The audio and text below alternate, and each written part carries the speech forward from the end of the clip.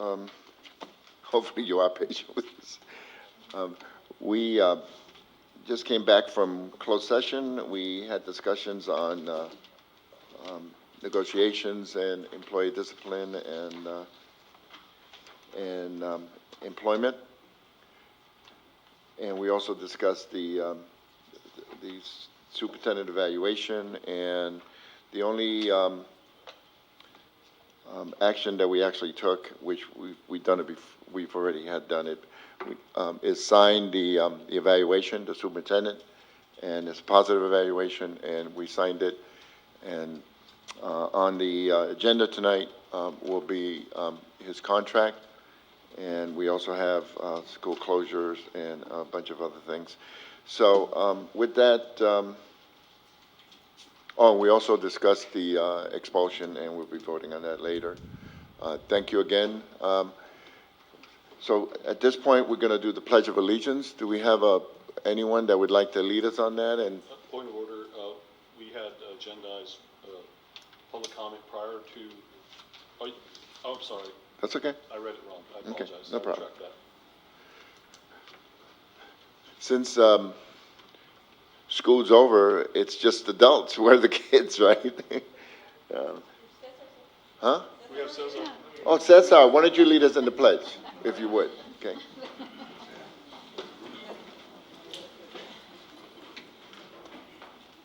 Ready? Of the United States of America and to the republic for which it stands, one nation, under God, indivisible, with liberty and justice for all.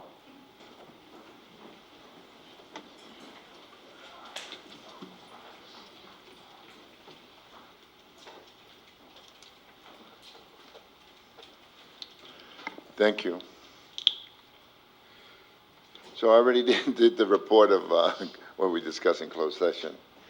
So public comment on non-agenda items. Do we have anyone anyone want to approach the board on anything that's not on the agenda? Okay, so we don't have anyone that put in for public comment on non-agenda items? Okay. Why can't I? They should be in number order. Okay, sorry. Okay, it's just I'm looking at 7.1 and this is 7. Okay, so there's only 1 7. So, yeah, 7.1. Okay. Okay, so it's just that on the title, instead of just putting public comment, but that's okay. So 7 and 7.1, Ms. Hopkins, this is when you wanted to address us? Okay. Welcome. So I just wanted to address quickly, you guys had discussed the pool situation for the junior high pool. So I actually had done a little bit of research, and I spoke with Gordon Crosby, who's our swim coach and takes care of the high school pool, has 20 years experience, and to get his feel for the junior high pool. And although everyone would love to see the junior high pool stay, it's just not cost effective to do so. In his opinion, we're already in debt for a school board, and it doesn't make any sense to keep a failing pool. He raised some concerns as far as, I know you guys had talked about the rent situation in regards to the fact that if we bring a year-round swim team in, the rent is going to be approximately, maybe it's $65,000 a year that comes in, but we have to heat the pool 7 days a week. The pool has to be heated until 9 p.m. because the swim teams swim that long, and they swim 7 days a week. So between that and the maintenance on the pool and extra chemicals, those types of things, is kind of a wash as far as bringing someone in to support the junior high pool. He also brought up that currently at the high school pool has some major repair items.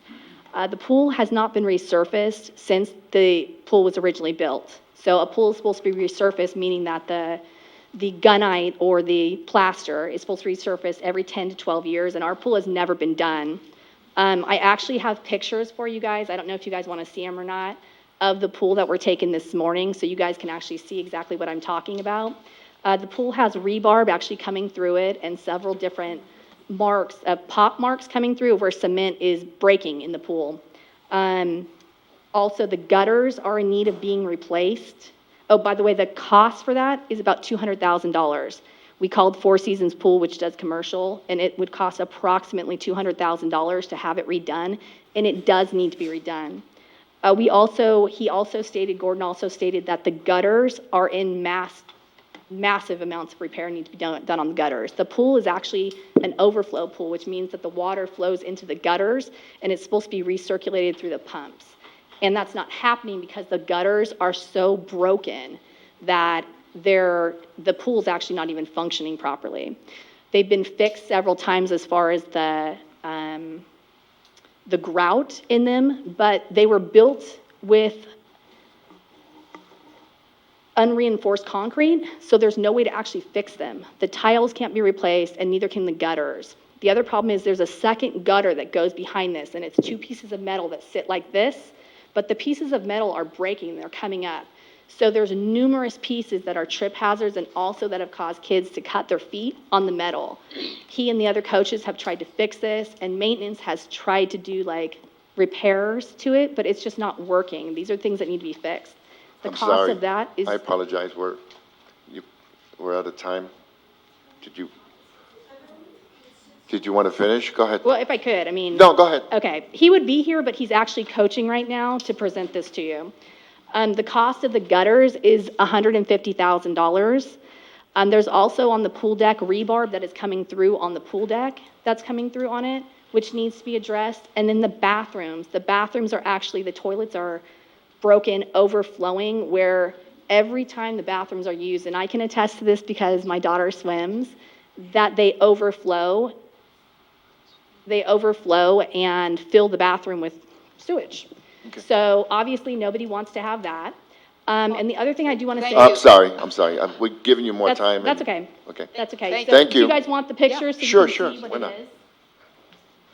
And each one is marked so you guys can actually see in the picture the gutters that are falling off and the rebar, all that kind of stuff. Thank you. Thank you. Thank you, ma'am. Mr. Bretz?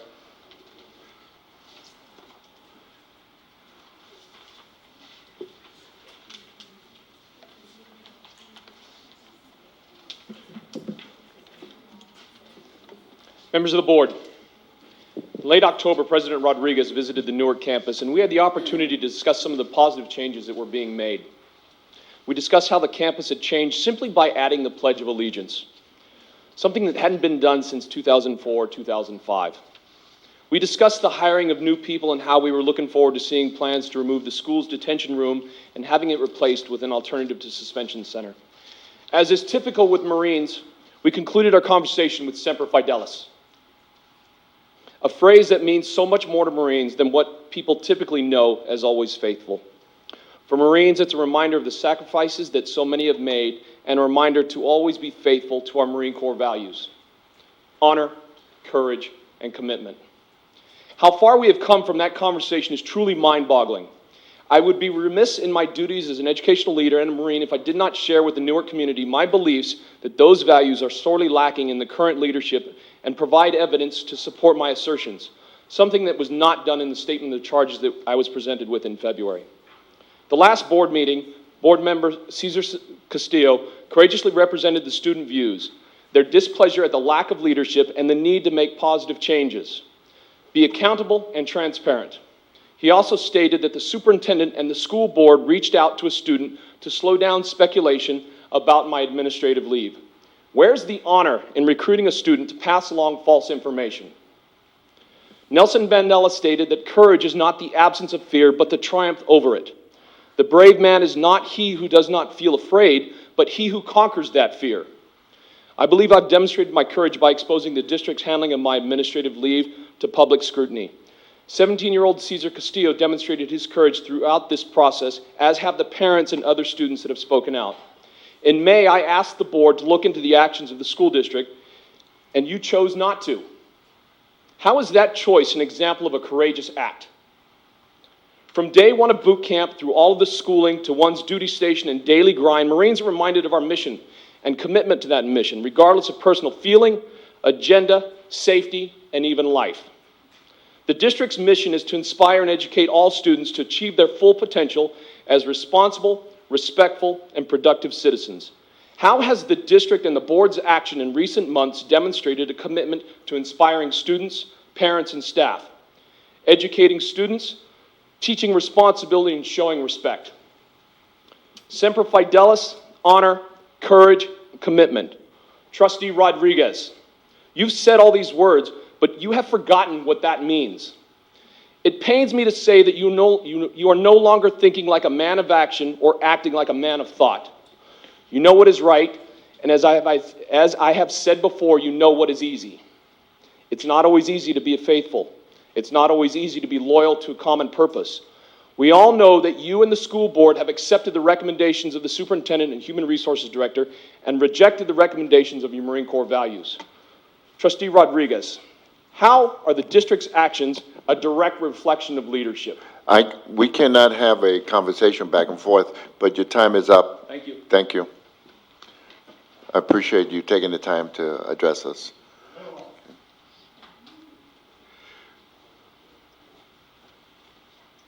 Okay, Ms. Parks, did you want to address us before the superintendent's report?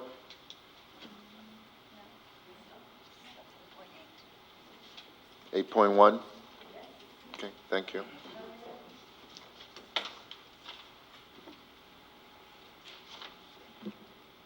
Good evening. In your financial report, there are some items that would cause one some concern regarding your financial stability. Yet on this agenda item, there are 2 new job positions. I understand one of them would more than likely be paid out of Measure G. The other one, I'm not sure how it would be paid. But in your financials, it says there's a lot of, let's put it this way, there's a lot of items that you say that you haven't met, and there's an area under financial distress reports that you answer yes, that you do meet that criteria. So I'm not sure why these job descriptions are on here, but I would hope that that will be addressed and what the funding sources are going to be. You also have on this item, there's some requested items by the board. Some of these items are publicly requested, yet for those of us who sit in these meetings, we don't get to see them unless we do public records request. Because where some items are, like school closure, Mr. Rodriguez, which you requested, is on the agenda for this evening, there are others that are being sent by email. For example, the FIT report says that it will be provided in a Friday update. Well, I've saved you some trouble. I sent it to you. I did a public records request because for a long time I've been asking to see it. And to my surprise, though, I only got it for 2 sites because it says that it's only for the Williams. Even though the LCAP says all sites, it was only, what I got was only for Schilling and Graham because they are Williams. However, if you want more in-depth, I did find through the SARC reports, on every school site, they do have a portion that shows the FIT. So you can bypass that. But there's a couple of other items on here, the EBIC report, and it says the counselor presentation. Those are going to be being emailed to the board. I respectfully request that this information that you are going to get by email or have gotten by email, that those be posted in your supplementary documents, because otherwise you're forcing us to do public records request and put the burden on Ms. Aquino because you're asking for these in a public meeting, and yet we're not being privy to the answers that you're receiving. So I respectfully request that those be posted in the library under general documents, and she knows where that is, so that we all can also view the information that you're being given. Like I said, though, I did send you the FIT reports as they were given to me, and you can look at SARC to get some other information, although I don't know that it's as comprehensive. Thank you. Thank you. Superintendent? Thank you, President Rodriguez, members of the board, ladies and gentlemen. I want to first of all take a moment to thank the team that presented earlier today on a great study session on our Latinx Summit. Would we have those women please stand and just be recognized?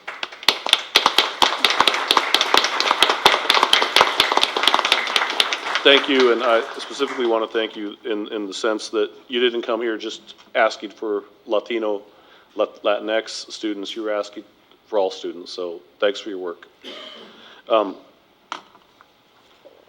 The next thing I'd like to do is begin this evening by introducing two finalists that you'll be voting on later tonight that we're recommending for hire. The first is the Director of Teaching and Learning, and the second is the Director of Special Projects. We'll be recommending these positions later in the agenda for your action. So I'd like to ask Mr. Ariel Dulwich to step forward, please. And I'll have you stand at the podium and let me share a little bit about you. Mr. Dulwich is our finalist for the Director of Teaching and Learning. He's been an effective middle and high school site administrator for the last 11 years. He has proven the ability to develop and foster collaborative community, develop and contextualize professional learning communities, and generated significant student results. Mr. Dulwich understands the importance of developing trust in relationships and foster risk-taking and cultivating a collaborative culture to increase academic success. Would you like to say a few words? Sure. Good evening, members of the board. Having taught on both the East and the West Coast, first and foremost, I'm a teacher at heart, and I take great pride as a school leader in crafting meaningful and relevant professional development for all staff, teachers, as well as school leaders.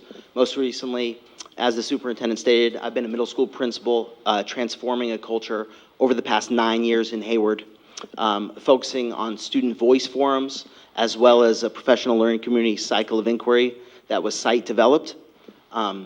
If I was fortunate enough to be selected, I look forward collaboratively to work in Newark.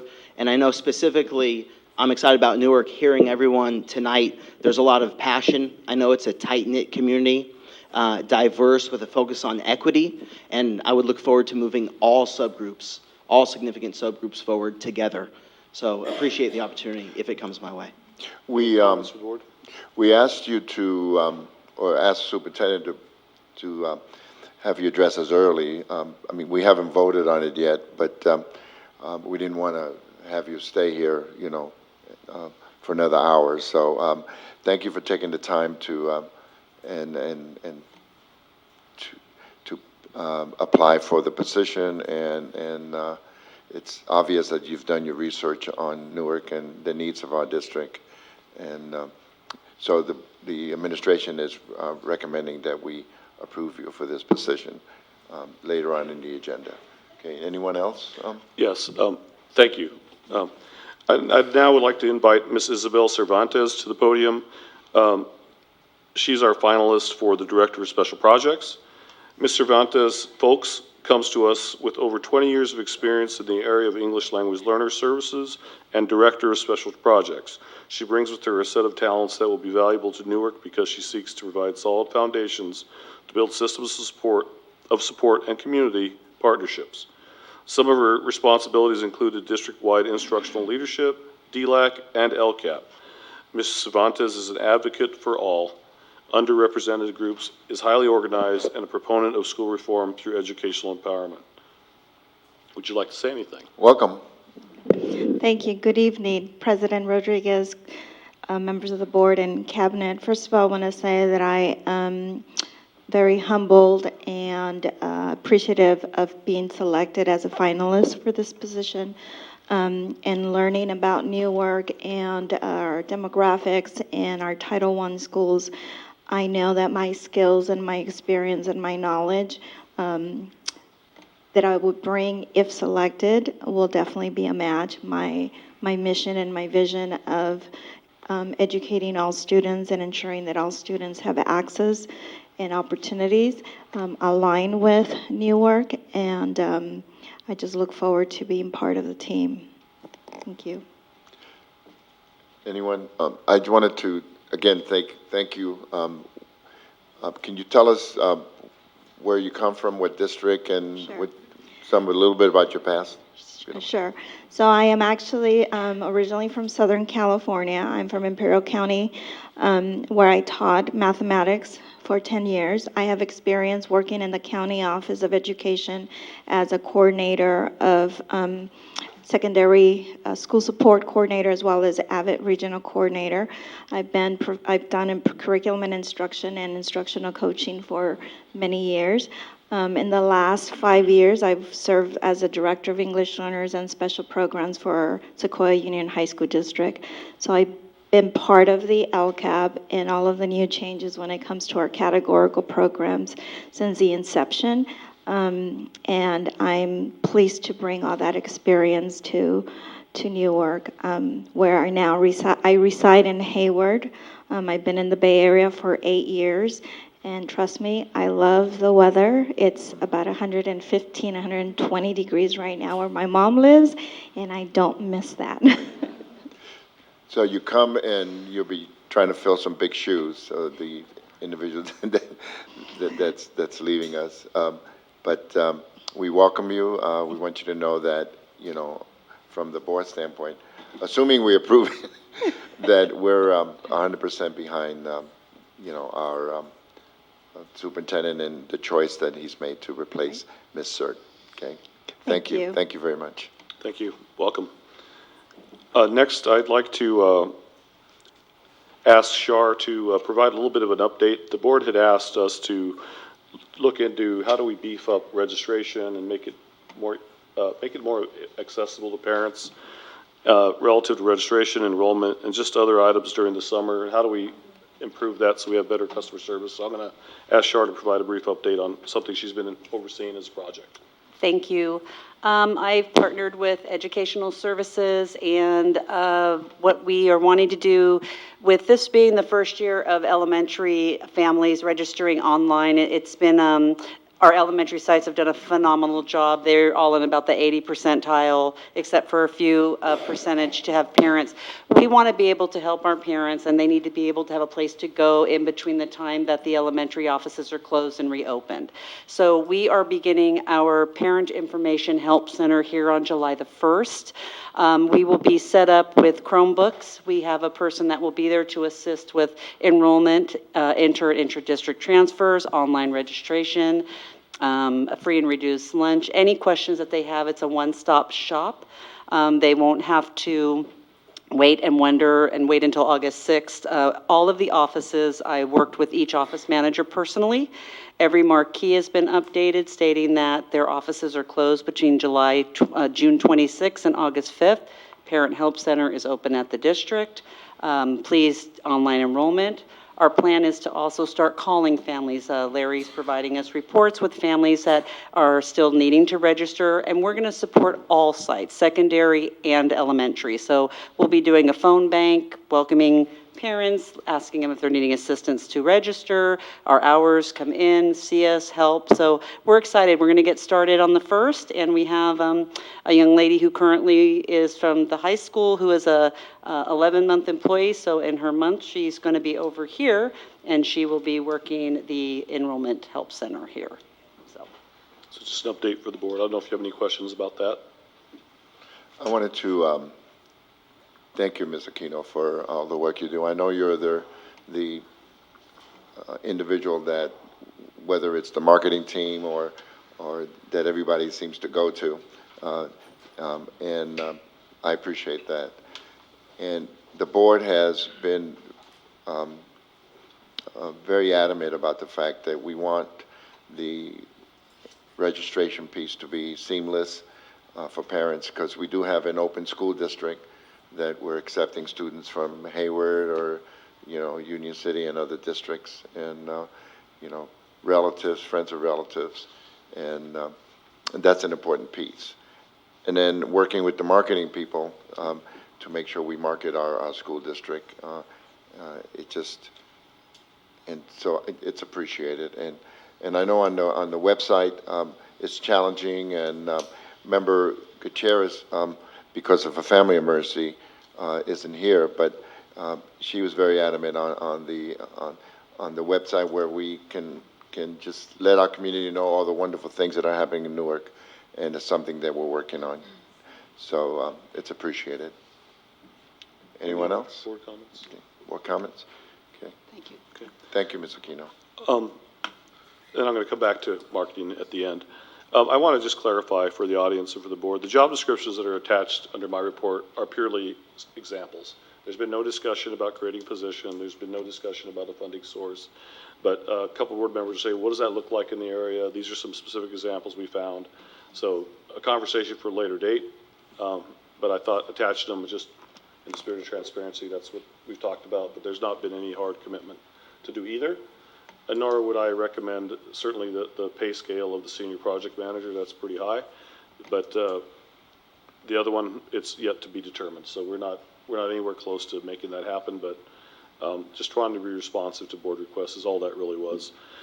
The last one I do want to share, and Char's going to help again with this, is communications. I know she prepared some information for you that we'll be uploading later into supplemental documents, so the full public can view what Valera has been doing. I think some of it has just been a challenge to document. Now, sometimes our meetings get busy and it's hard to really focus in on, what the board asks. So I'm going to have Char just walk us through some of these things she's sharing with you this evening. Thank you. I won't take up too much time, but I actually would like to take a little bit of time to really bring across to the community and to the board what Voller Strategic Advisors has been doing. To remind you, they came on board with us in October. And when they came on board, Superintendent Sanchez asked me to be the direct contact for them, to coordinate, to work with them, to meet the requirements that the district had asked. And we had asked for them to work with us on district school marketing, media relations, social media, and crisis communications. It's unfortunate because I've heard many say, we spent all this money and they haven't done anything, and what have we gotten? And I really want everyone to know, and there's examples of the packet that you have in front of you. I just felt it was really imperative that you all know we have spent hours together, this company and our sites, and some of the things that they have done for us.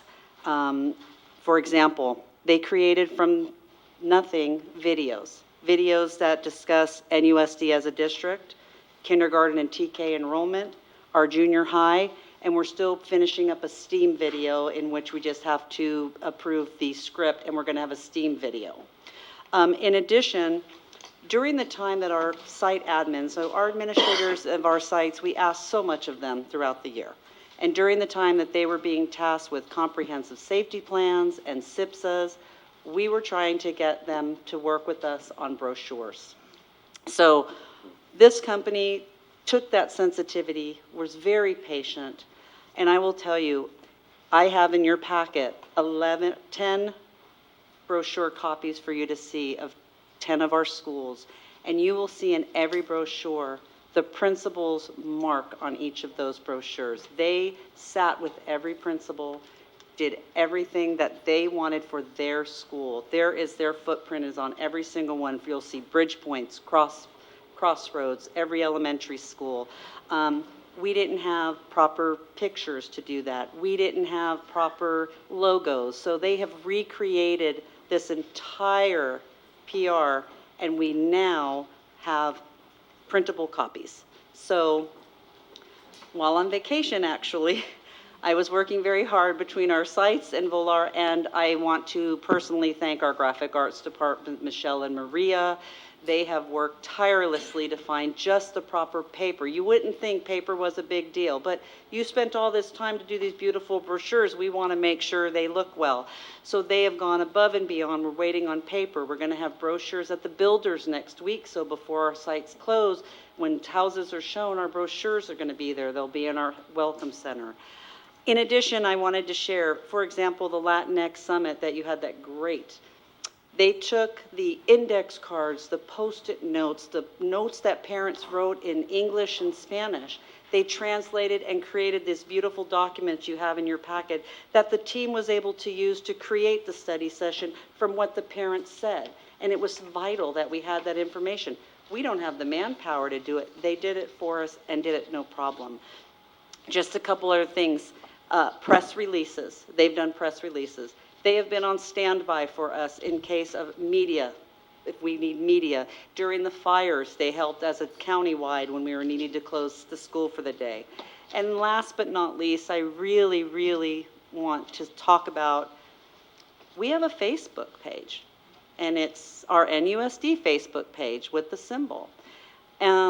We made it a promise and a vow since October that that page would be nothing but positive reinforcement. And it's sad that out of our 5,000 families, we only have 200 followers. Now, I could tell you every 400 friends and family know everything in Newark because I share everything. But it's the bike to school, the volunteer, the reminders of school closures. It's nothing negative, all positive.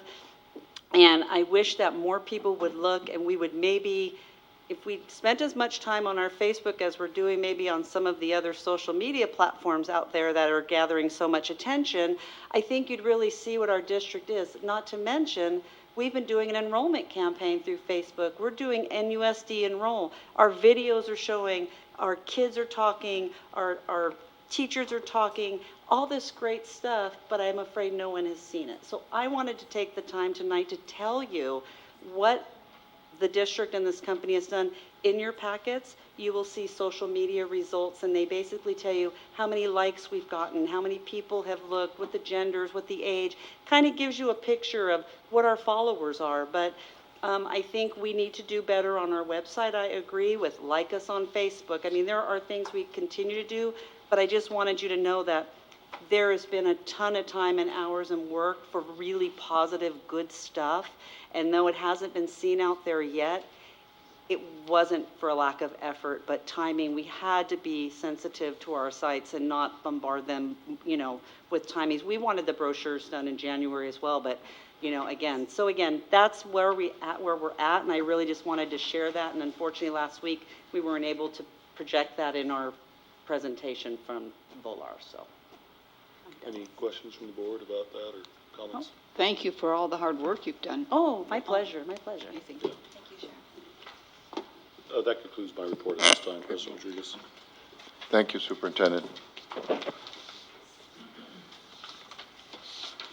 We only have one staff report for this evening, and it's 9.1 Revenue Enhancement Committee recommendations. Mr. Medina would like to speak to this before it goes to the superintendent, or Mr. Nguyen. Kai, Mr. Nguyen, Ms. Medina.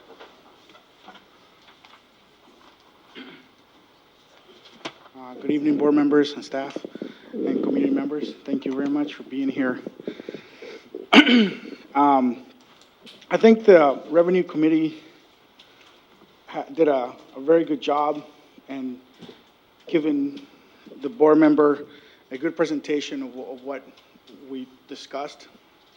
And I think it's a good time for you guys to realize that this community is ready to go beyond what the standard board member does and just sit there and look pretty or just come to meetings and read and vote on stuff. I think the community is ready for the board members to have an action plan, to actually vote on things, to commit, to put goals together, to execute and not prolong decisions, not have that political debate about it, not play games with the kids' education. We seem to have kicked the can down the lane for many, many years. And there's two senior members in this board that understand the good and the bad, and that understand that there was some good years, and Newark had many good years. We discussed that. I discussed that with you guys, how good it was. And we have some 3 new members that have the chance to also make a difference.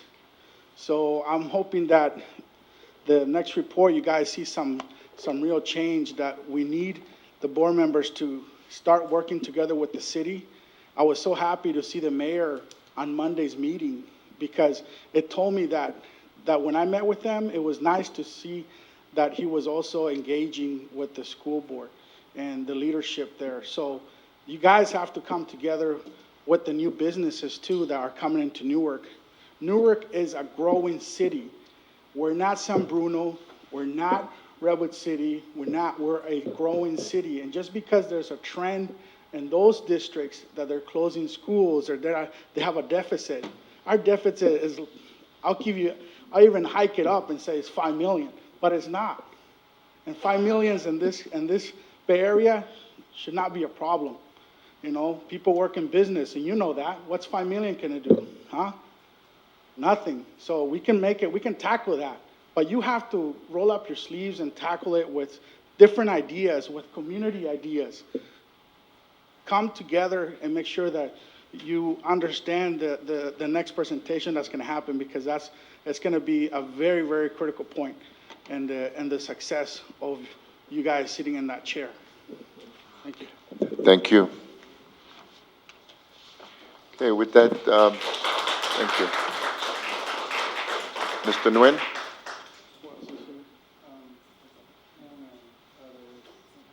I'm going to hand out some PowerPoint presentation to the board. Thank you.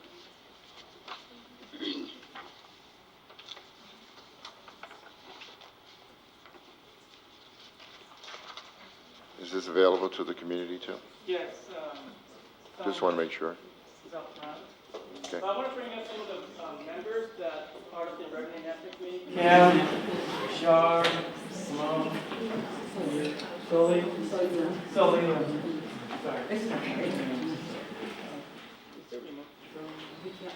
Okay, no worries. It's all good.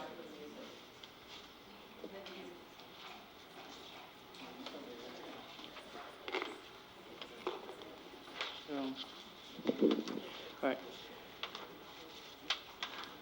Kai, So if we- you would, I'm sorry. before you start. Sure.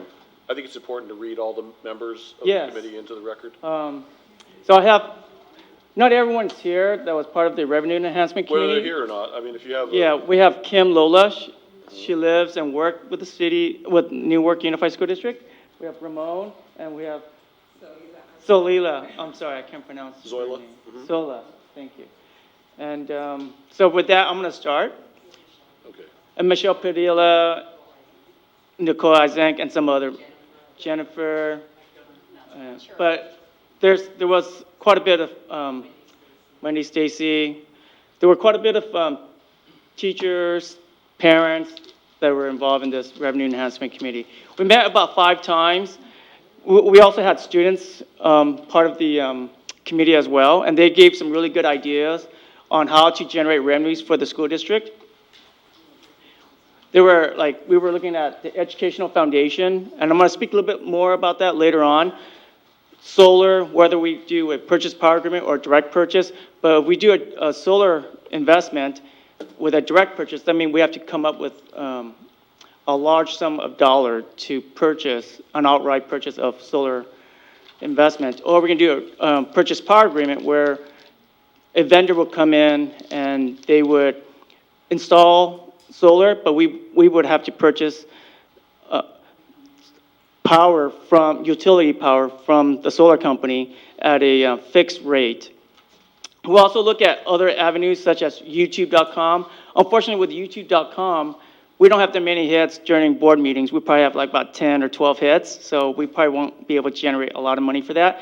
We also looked about parking stations where we're renting out a parking area at our school site where like Google or Facebook can pick up technology staff and bus them to their headquarters as a way to generate revenues. We also talked about general obligation bonds, partial tax, also average daily attendance, how we can increase students' average daily attendance by having them attend school and not by having them ditching class or skipping classes. And also about ongoing revenues to be more competitive for our teacher, providing competitive wage, because I'll talk a little bit more about that later, where we did a comparison with other school districts. Our district ranked low, very low compared to salary-wise to New Haven, Fremont Unified. Right. We also spoke about expanding the STEAM program, looking at robotics, providing intervention to our students as a way to increase our enrollment, okay? And also class size reductions. So, and we also had, we also discussed about Area 3 and modernizing our school, because we did a bond initiative several years ago, but the request that we wanted was like about $200 million, but we only seeked about $63 million in general obligation bond. Okay. We have issues with our plumbing infrastructure, district-wide, right? So the maintenance and operations department consistently has to come out and fix the plumbing, but also there's a lot of outsourcing to plumbing companies to fix our plumbing infrastructure. All right.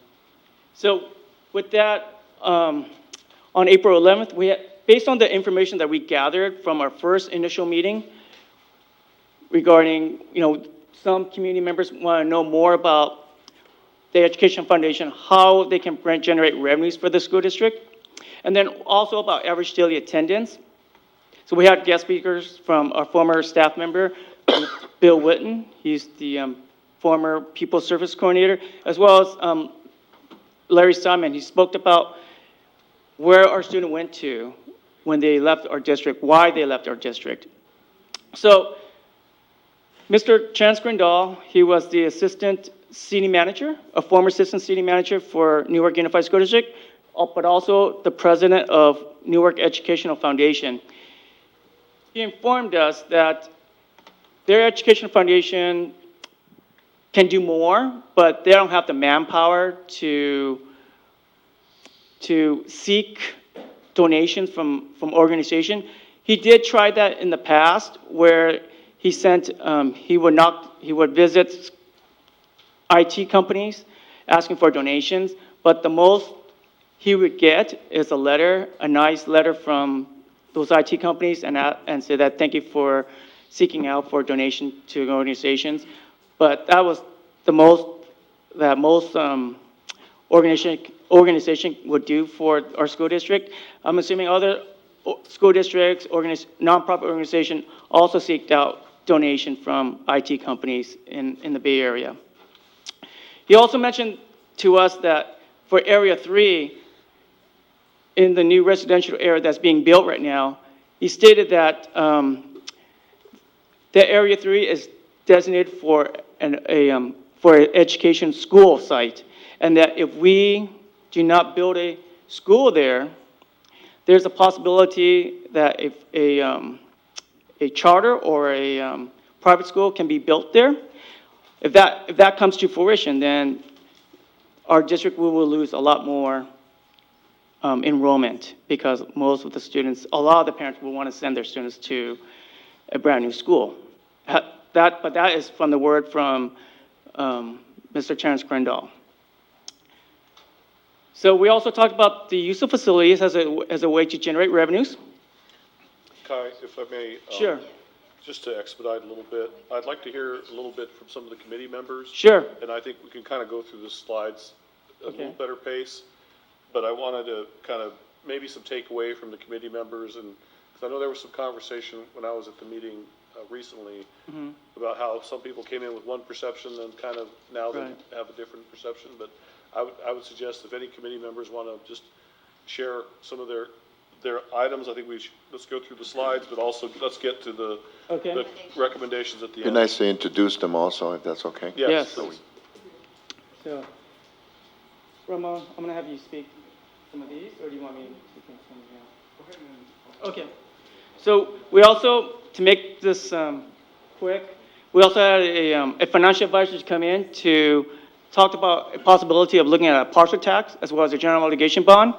These are the four entities that we looked at that can generate ongoing revenues, right? Possible ongoing revenues, which is the Educational Foundation, the use of facilities, which the board approved in changing the fee schedule, average daily attendance, and then the general obligation and partial tax.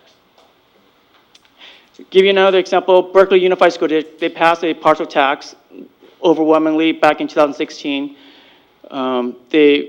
They focus on class size reduction, school libraries, teacher training, student support, music program, et cetera, et cetera. Oakland Unified School District, another example. They passed 3 partial tax back in 2008, 2014, as well as 2016.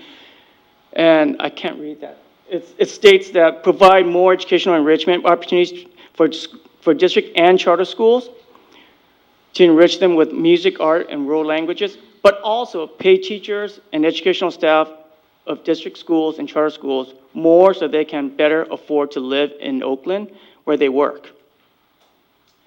And we also had Mr. Sanchez, Superintendent Sanchez, spoke about the facility master plan. ADAS Architect came out and spoke about what's going on with their findings. All right, and then we also spoke about the campaign team, the financial advisor, political consultant, polling firm. And these are roughly the timeline of how, if we were to go for a parcel tax or a general obligation bonds, these are the dates. So Kai, now I'd like you, let's just read the conclusion, then I'd like to see just any Sure. committee members make a comment about it. Okay. Then we can wrap up. Right, so in conclusion, based on our findings as a committee, I'm gonna have Ramon speak about this.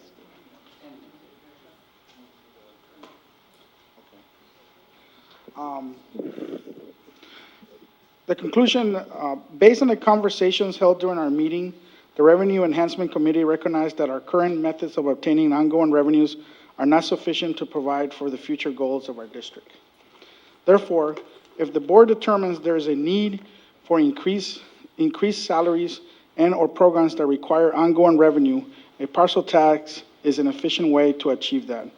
If the board determines there is a need for improved and/or new facilities over time, a bond is a efficient way to achieve that. To that end, we suggest that the governing board discuss and considers the feasibility of a parcel tax or a general obligation bond. Want to read the last one? We request the government board begin by initially polling for our community by professionals, campaign managers, to discern if the community will be representative of partial tax in the government obligation bond. Thank you. I don't know if the board has any questions of the committee or anyone that's presented? Well, I'd like to see all the committee members if they're here. So Robin was part of the community member as well. She works in the city of Newark Unified School District, as well she lives, as well as Kim. And we're missing several people, but there were students as well as parents. Maybe they could stand if that's okay. Robin, come on, stand up. Kim, stand up, please. Come over. Thank you. Thank you. Thank you very much. I'd like to say that there was a united front on Monday, even though it showed a different stage during our last meeting, but there was a very united front on Monday regarding a parcel tax, at least the conversation and what we're saying here in this conclusion. We voted again, and the hands went up again, and so it was clearly Nancy, she was there, the mayor was there, so it was a great meeting. I think that was one of the best meetings we had. But I think what ended up happening is that as a community, we feel that it takes a village to solve problems. And I think what we need to do nowadays is definitely work together.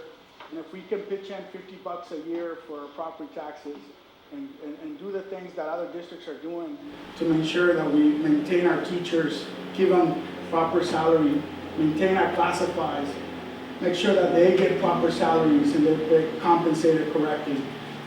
Put programs in places for our kids. And this money will go towards them. That doesn't go to any of the staff or any of the board or the superintendent or anything. You know, we have to, the parcel only goes for them, for those specific details that we would write up a plan for.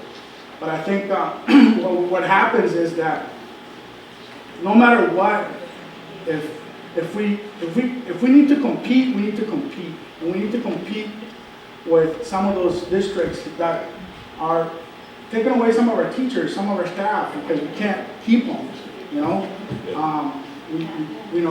It's sad to see some of Mr. Medina, would you mind speaking in the microphone because we want it to be on the record? I just wanted to make sure that they. Okay, I know. But I think No. we need to address the board, It is a please. point of Okay. order that the meeting is Right. to speak to us. It's the so board's please. Oh, okay, all It's the right. board's meeting. Thank you. But I really think that there's a time and place for, that we all got to come together. And no matter what, we all have to put our part into contributing to the deficit. It doesn't have to be people with already fixed incomes or elderly people. It doesn't have to be members of communities that cannot afford it, but it could be community members and businesses. Because a partial tax, from what I've been looking at, it also could be a hybrid form where we can actually get help from the businesses that are here. And if you guys know the business world that is here in Newark, they're very pro-education, and they actually want to hire from their local communities, because it takes a lot of money, as people might think that, oh, H-1 visas and all these tech companies are hiring out, coming from getting people from other countries. Well, the reason why is because we're not preparing our kids to be at that level, and we need to do that.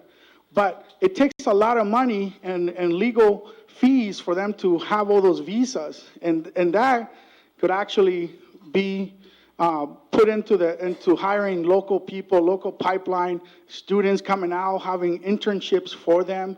So the district and the city need to work together to establish those relationships with those businesses. That way they can create a pipeline of a workforce that's going to stay here in Newark. We want parents to stay, we want kids to stay. I've talked to some of the community members that have been here for 30, 40 years, that they went to school here, and they were successful. Okay. Board, is there questions from the board at this time? No, I think, For staff? Go ahead.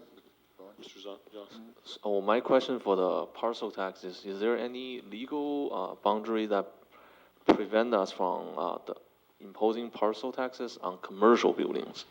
Because generally when I hear about parcel taxes in other school districts are generally just residential buildings. I've never heard any parcel taxes on commercial buildings.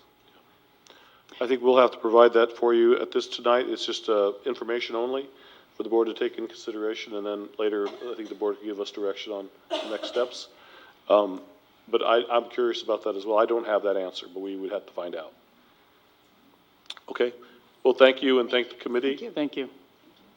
Appreciate it. Excuse me, Mr. Nguyen, Yes. I know that we tried to do this earlier, and we brought it back, and I appreciate you hanging in there, and Mr. Medina, to, committee members. The parcel tax, as difficult as it is, and in the past, we've passed a bond and by 80%, but it takes the partnership between the schools, the city, our union, and members.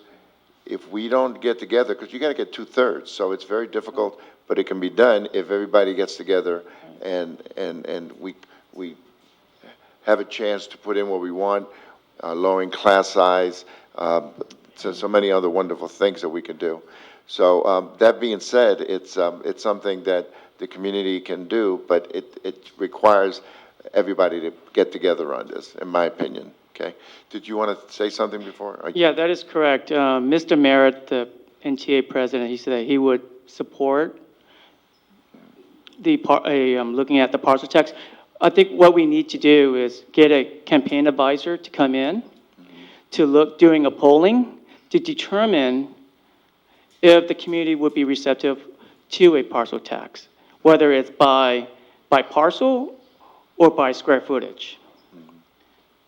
Okay. Anyone else? Thank you. Thank you very much for your presentation. Thank you. Again.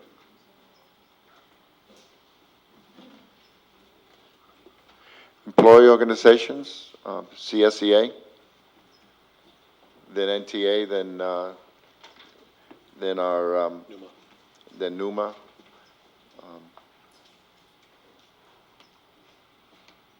Good evening, Ms. Eustace. Good evening, board members. I don't have really a lot to say.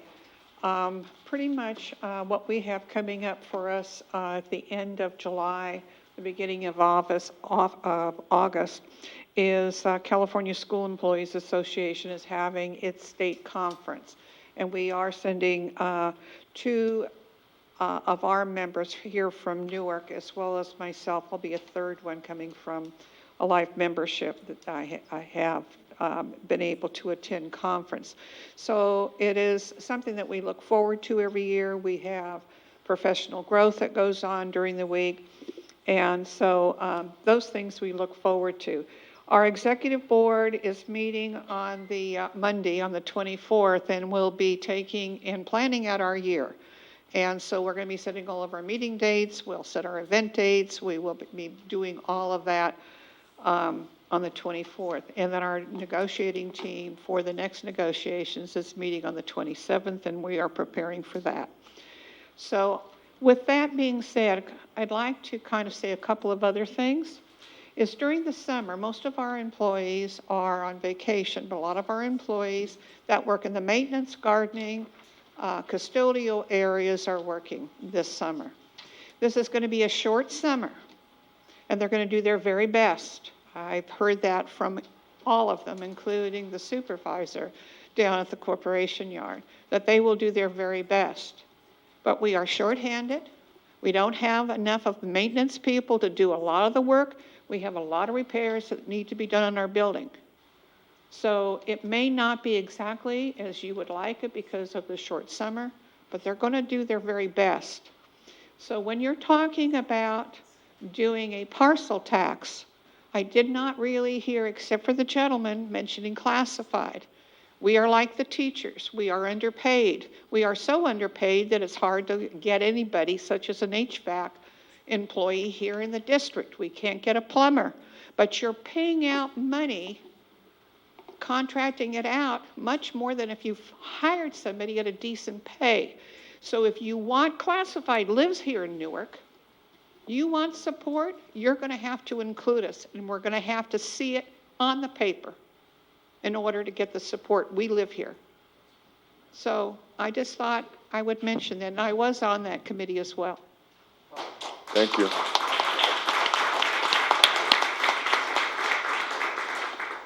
That is correct. Sue was on the committee. Thank you, Sue.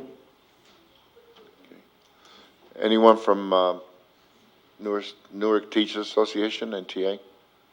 How about anyone from NUMA? Okay. Okay.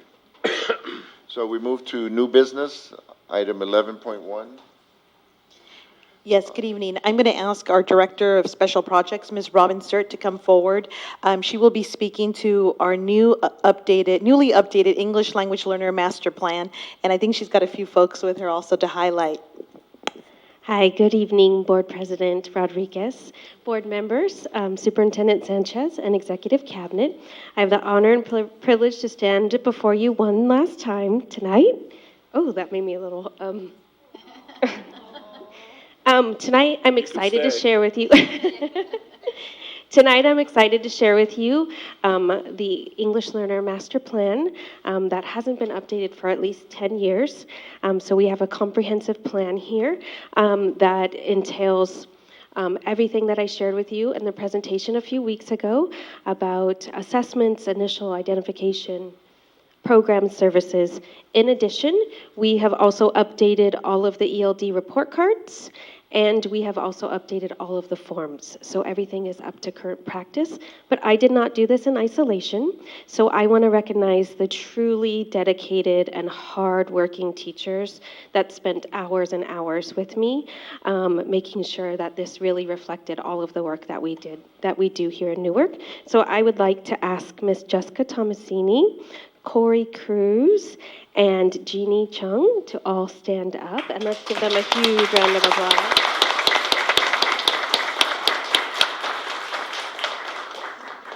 They are a truly dynamic team, and I will miss working with them as well, but we have this plan to share with you tonight. Thank you. Questions?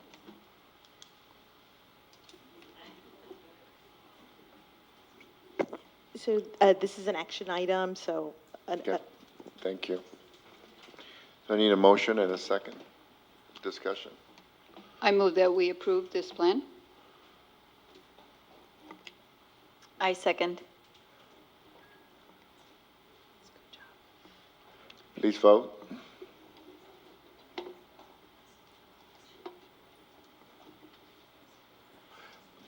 Member Gutierrez being absent. Okay. Motion passes unanimously.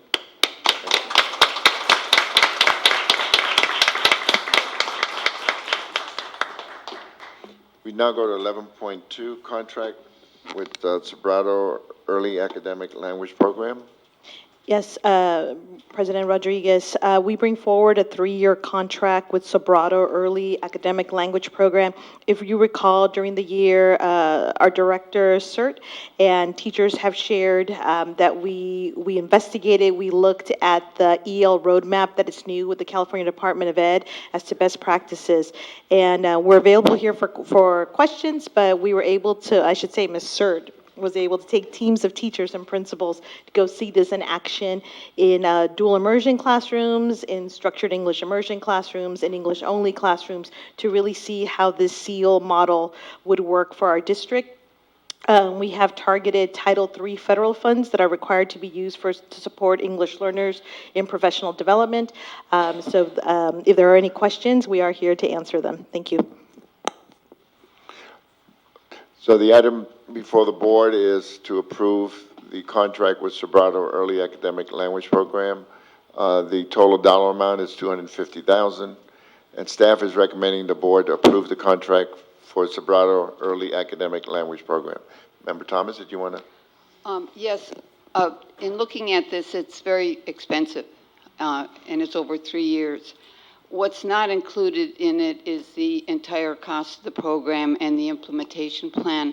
I'd feel more comfortable with staff coming and giving us a complete cost analysis over that time, and especially paying attention to several of the things that might conflict with getting enough cost or enough time to do the work as it's pointed out in the MOU. So, for example, we've said at some time that part of our problem with the budget is, or one of the items we may want to negotiate is fewer days for professional development. Yet this calls for 2 days, 2 full days each year, K-3 to begin with, and then, or pre-K2 and then 3 through, anyway, so I'm adding that up in my head. Then I'm reading the various, the LCAP, and I'm reading the various SIPSAs, and I'm seeing that they had very much difficulty doing the professional development in the past because they couldn't get substitutes.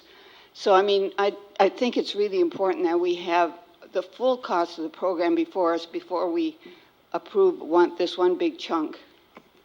So if we'd like, we have some of the information, maybe all of the information. I do want to be able to address your concerns, and also underline the fact that these are federal funds that are carried over and we have projected out. But I'm going to ask our director, CERT, to maybe speak to professional development, cost of subs, and also the site investment. So 2 pieces. Also, to address the guest teacher shortage, as part of the LCAP, we are also we'll be bringing to the board an additional increase for guest teachers to help with the shortage. So that should be something that will help with our professional development. The goal of the SEAL, that's their acronym, is sustainability, and that we train our teachers on the support of what's going to happen for our EL students in the classroom, and then they fade away, and we are now able to do all of the work within our own district. So there are additional coaches that are part of the SIPSA and the LCAP, just 2 coaches, and those coaches will be part of the professional development, and then they will take on the training. So it's the trainer of the trainer. So we will no longer need that contracted service, but it takes that 3 full years to do the full implementation. Thank you. Member, Well, maybe a follow-on question. What about the 2 full days of training, how will that happen? So this first year, it's TK through first grade teachers, and then it'll be second and third grade. And so what we've done is worked with Human Resources and our Ed Services teaching and learning, and those will be our prioritized days for professional development, just as we did this year with our West Coast Literacy. So those will be our prioritized days for professional development, and we've already placed those on the calendar, so we know that those days are shut off for additional training. Thank you. We'll come back to you. Member Thomas, you have something else? Member Martinez and then student board member. So, thank you for explaining the plan, because that was my question, was how do we plan to cover for the professional development, and the fact that you've got them scheduled out makes me feel much better. The one thing that I think that wasn't clear in my mind is how are we measuring? So this is a 3-year program, and obviously we're looking at supporting the new program, if you will. Right. So how frequently are we getting a measure? I don't, Right. so that So it's we- not 3 years later, right? Right, so we'll have internal measures as well for our EL students. In addition, we'll have the California dashboard, because it'll be a new indicator for us next year. In addition, part of the MOU is that we are part of their data collection, so they are going to be working with us on assessments, because they're also they want to show that this is working as well, and so they have data points along the year that we are going to be working with them to collect the data as well. So it's part of the relationship and the partnership. Right, and I think, back to, also on your point, we will schedule those presentations. If you recall, this year, Member Cert, Director Cert, was able to calendar out updates on the LCAP. We would do the same thing with the implementation of this work. But I think first and foremost will be that new indicator on meeting the needs of English learners. That will be a public review where this December, we will get the baseline of that. Cesar? So my main question is, when we say the federal funding, is this exclusively from federal funding, or is it is it a combination? So it's designated specifically for English learners is what I'm asking. It is. Okay. Yes, It is. Title III Title monies, III. right. Title III funding. Okay, we need, Member Thomas? Yeah, I just have another follow-on question. I noticed one of the requirements is that we have a 0.5 FTE person at each school, and they prefer that it be a full person. Is that Title III funds as well? So those are the two coaches that I spoke to about just a few minutes ago. And so we are going to have two ELD TOSA's coaches, and they'll be 50% at 2 schools. So we'll have 2 that will cover 4 of our Title I schools. And so we're only doing that for Title I schools? We're only doing that with our Title I schools as part of our EL master plan. So for our second and up this year, but as it phases through, for the upper grades, we're also looking at some additional training of strategies for ELD students in the classroom. So those are additional things that we're doing. So all of the additional costs for the program will come out of our federal funds or our supplemental or concentration funds? There will be no general fund? No general funds, and also it will not be any supplemental and concentration right now. Right now, it's the comprehensive support and improvement grant. And so this is for the first year, so Title III funds as well as the CSI dollars. Yes. So if you recall, we were able to leverage 2 grants. The first one was for low-performing students, and that's for the math TOSA and the ELA TOSA for all schools. These comprehensive school support funds are primarily targeted for this ideal type of student, and that will be the other grant. Okay, so the goals is to provide academic excellence via equity and opportunities for all students. Okay, I need a motion and a second. I move to approve. I second. Please vote. Member Gutierrez again absent. Okay, motion passes unanimously. Thank you. Good job. Thank you, Associate Superintendent Salinas and Ms. Cert for answering all our questions. Oh, you thought I would know? Thank you. I was just complimenting you. Okay, next we go to 11.3, which is approval of the local control accountability plan. Associate Superintendent Salinas. Thank you, President Rodriguez.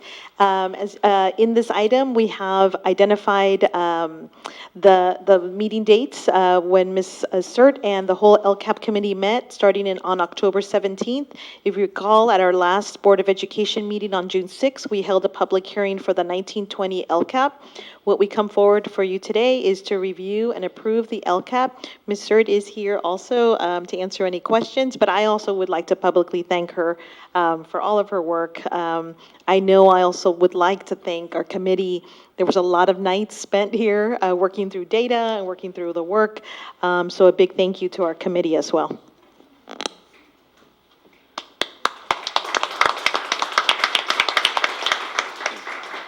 Questions? If not, I need a motion and a second. I move approval. Member Thomas moves. Need a second. I'll second. Member Martinez seconds. Please vote.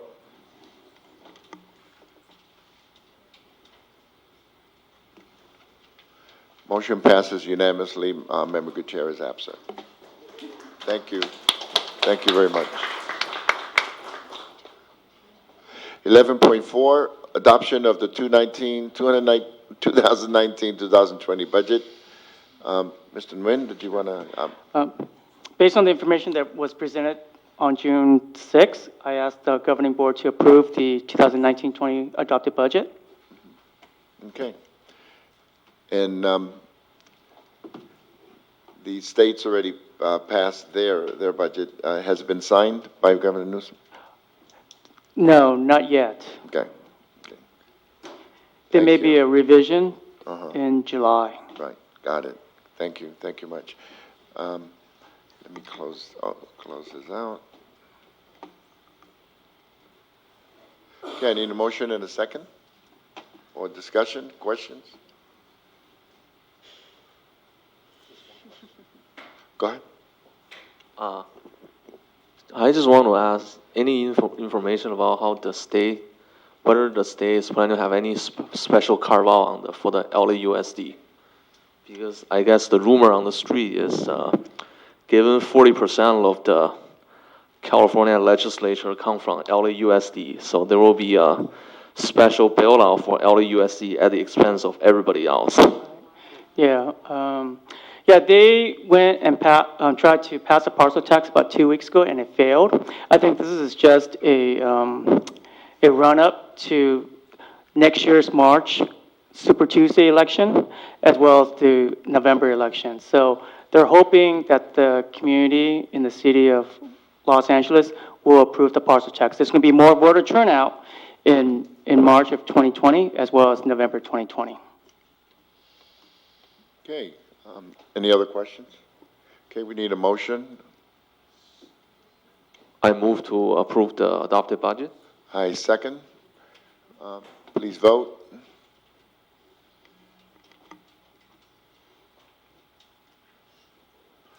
Motion passes again unanimously. Member Gutierrez absent.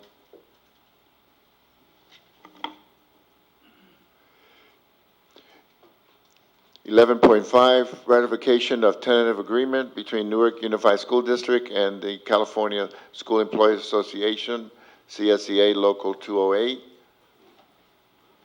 Staff recommends the board ratify the tentative agreement between Newark Unified School District and California School Employees Association Local 208. So I move to ratify the agreement. I'll second that. Member John moves. Member Thomas seconds. Please vote.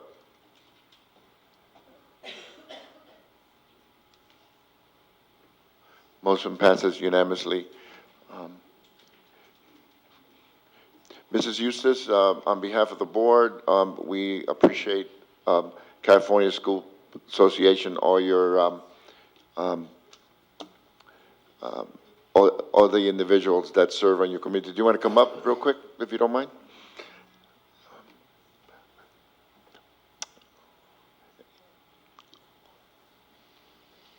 Thank you. I just would like to say that it was, to my way of thinking and to a lot of our members, it was a step in the right direction. It doesn't solve all of our problems, and we really do need to work together in the future in resolving the issues that we have, which is a fair salary, and a competitive salary here in Newark. And we understand and recognize the complications that you face in trying to do that for the teachers, for us, for taking care of the things here in the district and taking care of the students. But somehow we really do need to work together and try to accomplish the goals, even if it's over a period of time. Thank you. Thank you. Spent a lot of time with your bargaining team and also our administration bargaining team for the school district, and it's all appreciated. Okay. 11.6, agreement with Zoom Services, Inc. for district-wide special ed transportation. Ms. Willis, did you want to address this? Director Willis? Yes, so I'm actually really pleased to bring this forward. We contracted with Zoom last year after going out to bid and getting several bids and doing a lot of research. And Zoom has done a really good job for us this year. I think that they are presenting a fair contract. They are requesting a 3% increase. It's a 3-year contract, so 3% each year. But that still leaves their costs far below our next lowest bid last year, which was with Durham, which was for double that cost, or almost double, 1.4 million. I've got some statistics from them, but before I say anything about their statistics, I wanted to say that parents tell us all the time that they absolutely love Zoom. I think that one of the things that I love most is that it really destigmatizes the ride because they're in cars versus the more identifiable buses. And Zoom reported that they provided 23,471 rides, individual rides for our students this year. And they have a parent rating system, so the parents rate every single ride. And of those, 23,345 had 4 stars or above. So they're very much beloved by our parents, and they've really helped my department in feeling very comfortable that we know where kids are. We have an app that we can track all the rides and see where the kids are. Parents do too. So I really encourage you to agree to this contract. Member Thomas? Well, I would like to thank you for the good information you've given us leading up to understanding the costs and the savings. I'm glad to see the program worked out well this year, and I'd like to make a motion that we approve this contract. I'll second. Before we vote, I want to also to thank you. Transportation, it's very important. We don't have transportation for our regular ed kids here in Newark, but we do for special ed children. And it's so important, and it's always very difficult to make sure that we have the right people to taking care of our kids. So I appreciate all the time that you spent putting this together. So we have a motion and a second. Any more discussion? Okay, please vote.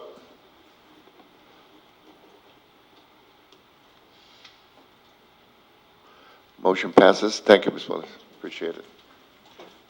Unanimously with Member Gutierrez absent.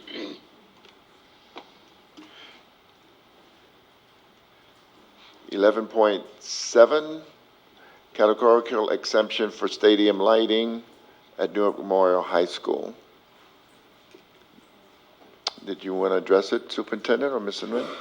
Please. Did you want to discuss it? Move on, please. Oh, there you are. Here I am. So good to have you back.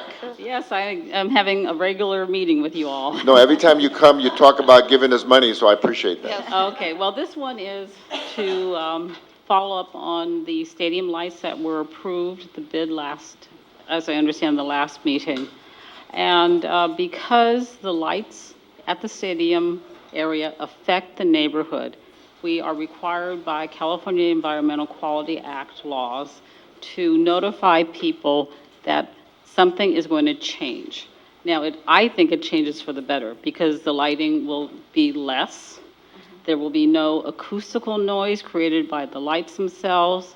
We will have blockers that will be able to directionally put the lights in a direct way away from the neighbors, et cetera. So I think it's an improvement, okay? But I never know what people think. So we do have a notice requirement by CEQA, which is that because there are existing stadium lights on existing poles and we're doing repair and maintenance, you can get a categorical exemption. So we need to ask the board to agree with the finding from our environmentalist company, David J. Powers, so that we will then post this notice in public at the County of Alameda, which is right down the block from me. So if you approve this, I will take it down to the county office, give them their $50, and then the 35-day period will tick along. And if there are not any protests or litigation, then we will be able to proceed with the stadium light projects. And I know that our superintendent will be very happy then. So the law is very arcane. I can go through with it because I have been through many of these. I don't want to make everyone fall asleep. Are there any questions? Thank you for not, letting us fall asleep. I appreciate that. Any questions? Don't go away, stay there. Yes, So we ma'am. need a motion and a second to accept 11. I move approval. Okay, thank you. I second. Member Thomas moves, Member John seconds. Please vote. Motion passes. Thank you. I will be down to the county tomorrow. Thank you very much. Thank you. We can clap, everybody. Yay, lights. We need lights, better lights. Okay, so the second one, do you want to go through? Yeah, hold on, let me announce it. 11.8, Bay Area Air Quality Management District grants. Do you want to put it on the PowerPoint or not? Oh, you don't have the PowerPoint? No. Okay, well then I'll just discuss it. Okay. Did the members get the PowerPoint and all the discussion material? Okay. So, okay. It's arcane also, but when you want money and they're going to give it to you, you should do what they want. That's Yes, what I always say. agree.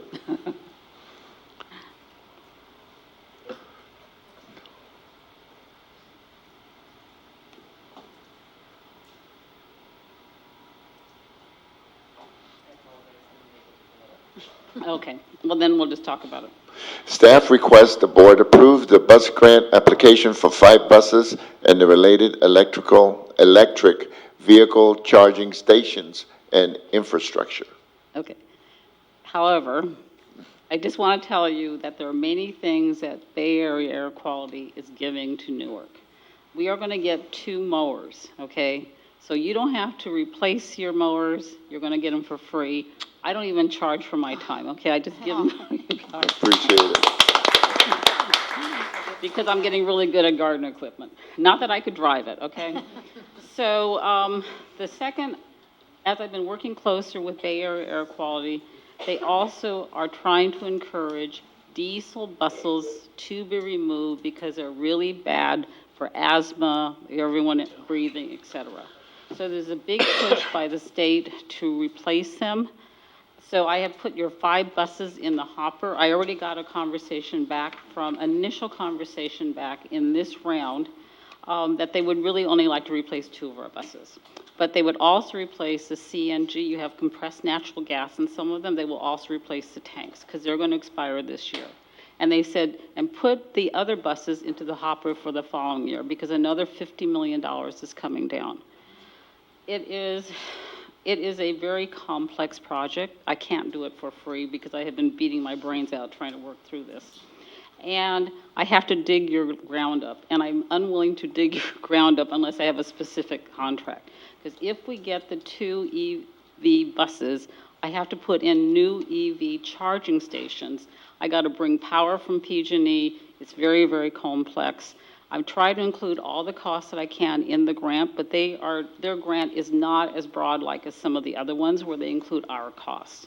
So I've tried to put all of the costs, as much as I could legally, into the grant, but sometimes I can't. So I threw in a number for what I think it may cost me. I have no idea what it's going to cost, okay? But I always forget a lot of hours. I get holes in my head when I do my bills, okay? So you are, for getting 5 buses or 3 buses or 2 buses for relatively little, and they are really in bad shape. I don't know if you know how bad those buses are. They're really being held together with baling wire. So you're going to have to replace them. You might as well use their money. So what I would like is for you, the Bay Area air quality people require a letter from you all that you will allow us to proceed, because they want to make sure you're serious, okay? And that you say, yes, you're going to let Susan and myself crank through all this stuff for whatever we can do over the next couple of years. And that if we're successful with these buses, then I'm going to add your refrigerated diesel trucks where you take the food around. And Susan has a whole line of other stuff. It's unbelievable how much equipment you have, but a lot of this is starting to open up because the VW diesel scandal money is coming. That's already been delivered to California. And then PG&E has some pilot programs also. And so I would pursue all of these to supplement your funds. And so I just ask if you would sign the letter for Bay Area air quality or approve it. Does that mean you're coming to us with a proposal for your cost in the future then? Or how does that work? What's the next step? The next step is that I will be in negotiations with Bay Area air quality on your behalf. And depending on what they approve, then we will take whatever, let's say they approve 2 or 3. Then I will take that allotment and we will execute, because they want to make sure we execute, okay? Because many, many people, if you give them free stuff, they don't necessarily execute. And I've had many schools and cities not finish, okay? So they want to know that you're in. Then we will do whatever it is that they give us in this initial pilot. And then I will apply for a second load because they just released another $50 million for this next fiscal year. And then I'll be in that pile for the next pot. Okay. So I don't know. I just put a number because I don't know what the number is going to be. But I do a timesheet for you for my costs. And I hope that I've been a bargain. What is that number? I don't see it. I put in, I think, $100,000 if I do 5 of your buses. I think is what I put in. Okay. Oh, there you go. But I don't, that's just a wild eye guess. I have no idea because I don't know what they're going to do to me to get these things, how much negotiations I have to go through, how much data. I mean, already I probably put in like 1,000 hours. I'm not going to charge you for 1,000 hours. Well, I think it's a bargain, considering everything we're getting. It's just that I just want to make sure we do it correctly for the approvals. Anything over 50,000 in a contract has to be approved by the board. Oh, well, I have to, if you approve me doing this, I would revise my MOU, and then that would come to the board. Okay. But what I really need is, I need to get these buses into this fiscal year. Right. Otherwise, we're in another pile, and your buses are not going to last. I move approval. I second. Member Thomas moves, Member Martinez seconds. Discussion? Please vote.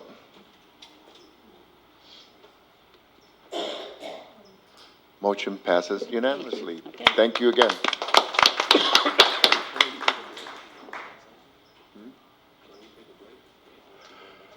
We normally don't take breaks unless, you can just come right back if you want. We'll probably discuss this for a little bit. Before we go to item 11.9, this is, was a board decision to bring this forward. We were gonna do a board workshop, but we've done those as part of our budget workshops and discuss different ways that we can save money.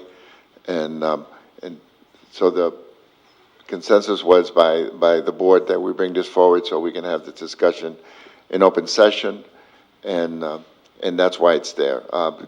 In my opinion, closing a school is the last thing we should ever do. Okay, that's just. But we have 5 board members, and you know, it's up to the majority of the board to decide whether we're going to move forward on this or not, and how. And the board has not had any discussion on any school as far as closing down the school. This is, in general, what the savings would be, and different items that the superintendent is going to bring forward. Ms. Parks, did you want to address us on this? And then Mr. Medina. Hi, I'm here to talk money again. So there's a consulting fee on here that says 30,000 or 40,000, and I was just wondering what the funding source was. This item did not have, whether it was budgeted or not, it didn't have account codes with it, so it's lacking some information that some of the other items do when you're bringing forward a proposal for expense. So I was just wondering if you could outline when you were having the discussion, how you're going to pay for the consulting fee. And I am kind of glad that you're finally having the discussion after sitting through these meetings and the Right, bantering agreed. back and forth. Let's get it all out there. I'm sad that it's done when a lot of people are on vacation. You had a packed house at your last meeting, and unfortunately, it wasn't on the agenda. And I'm just disappointed that a lot of people are gone and we're able to hear firsthand this discussion. But again, I would really like to know how you're going to pay for this. Thank you. Thank you. Mr. Medina?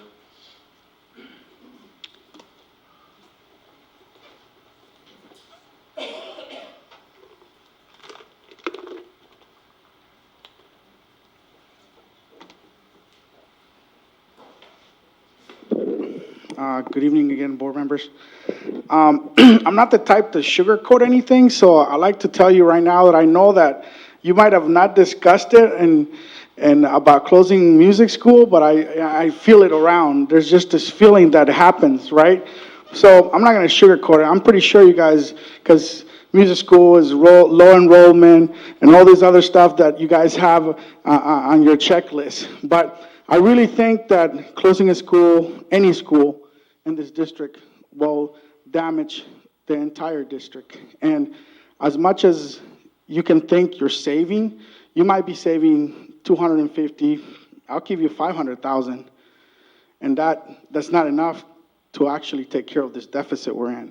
So there's other avenues to do that, and like Mr. Ray said, it should be the last thing, but it shouldn't even be on the table.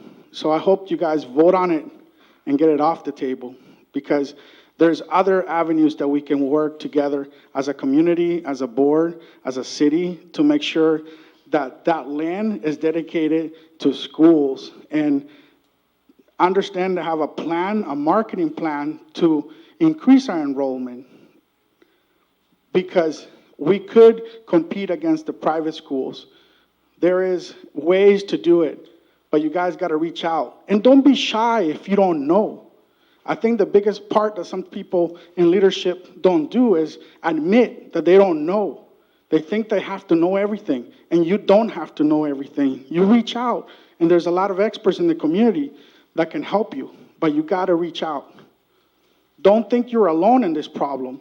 The minute that you think you're alone is the minute you're going to lose. So you're not alone. You have a community to back you up. You have 3 new members. You have 2 senior members. And I think together with the community and some communication, some good dialogue, there's other avenues. There's definitely other avenues to do that. So don't even take it off the table for any school to get closed. Thank you. Okay. Superintendent? What you have here in front of you this evening is a proposal from Cooperative Services, I believe that's the title. It's Cooperative Strategies.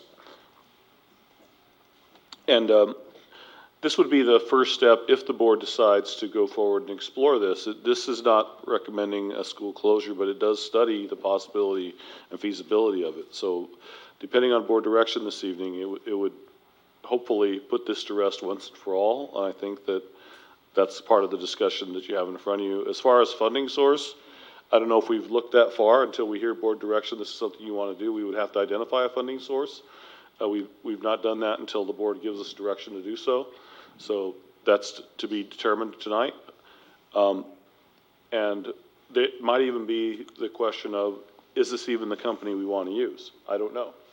Or is it something you'd want to do? So I know that this is the discussion tonight, but I wanted to bring it back as I was asked to do and hopefully have a healthy discussion about it tonight. Member John? Oh, so speaking of this discussion about school closure, there are three big question marks for me at this time that I think, personally, I think is premature for us to move forward on this.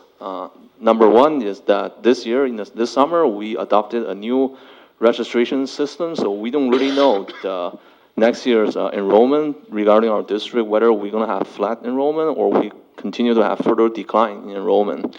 So that's a big question mark that we don't have the answer. Number two is we had this revenue enhancement committee, and we have yet to hammer out the following steps, and going forward, what will be the strategy and plan for us to bring in more revenues for the district. So that's a big question mark. We might be able to bring in new grants or new revenue into the school district. And number three is, if you remember that the question I asked regarding the budget encumbrance in the last board meeting, so given our restricted fund or unrestricted fund budget encumbrance, I know we're projecting a 1.8 million deficit ending this year, but given the answer to the encumbrance question, it should be very clear to everyone that the budget deficit for the ending year will probably be a lot lower than 1.8 million, probably lower than 1 million. So we don't really know the real deficit of our closing year. So we'll probably know that number after we close the book in September. So given these three big question marks, that I just think is at this time is premature to move forward. So at this time tonight, I cannot support moving forward and spending $40,000 given the three big item question marks that we just don't know the answer yet. Superintendent, you're the person that the board has brought in to lead our district. What are your feelings on this? I would like to hear from you. Sorry, I've requested to speak. Okay, I'm sorry. Okay, Member Martinez, go ahead. And then I have. And then, Yeah, okay. So this is a tough subject. And so I just wanted to clarify, I think, the ask first and foremost, because I will say that the contract, so it's almost like I guess I'd like to amend the ask. I think what we had talked about, and we've talked about this topic a lot, at least since I've been on the board, and we talk about it very casually. I think that we need to, what I was looking for is for us as a board to make a decision as to whether we want to explore this as a cost savings opportunity. We were elected, though it was it's a tough subject, but we have to look at not only the revenue opportunities, but we also have to look at the cost side. And to your, Member Zhang, to your comment, yes, we don't know the enrollment for this year, but we need to understand trends, and we need to and so we need to do our due diligence. And so I think that the only question on the table was, do we as a board want to do due diligence about understanding the opportunity, the challenges that are associated? We're not naive to the fact that, by exploring this, that it could open up the opportunity for charter schools. None of us are naive about that. But I think it's doing the due diligence. We need to be fiscally responsible. Today, from the Revenue Enhancement Committee, there are a lot of good ideas. They're ideas, right? We still need to bring them to fruition. We need to look at the fiscal responsibility side. We can't ignore the fact that our footprint is much larger than our enrollment. I'm not saying, first of all, and I want to clarify, there is not one school that's been discussed. I know that there's a lot of folks that have come up and said, hey, it's my school, it's my school. This is exactly why I think it's the responsible thing to do, that if we were going to look at this as an option, what makes sense for Newark. Look at not only the current enrollment, but the geography of the current footprint. And if we needed to go down, what would be the recommendation? So that was, at least in my mind, the ask. I cannot support a specific, the specific contract that's here. If you read it, it's all about facilitation. I don't think that there's, you all are welcome, the public is welcome to come in and comment and express. I think in fairness to the community, we need to bring the facts so that then we could have a conversation around the table with full transparency, and we collectively make a decision whether this is an option, whether we like it or not. So having said that, if we were to vote on something, I'd like to amend the action. I don't want to vote, I would have to vote no to the contract. I would like us to have a vote as a board whether we want to pursue the due diligence process where we, the board, would identify what are the data components that we would want to hire someone to go do this due diligence around. And that's it. No decision around a recommendation at this point. Thank you. Member Thomas?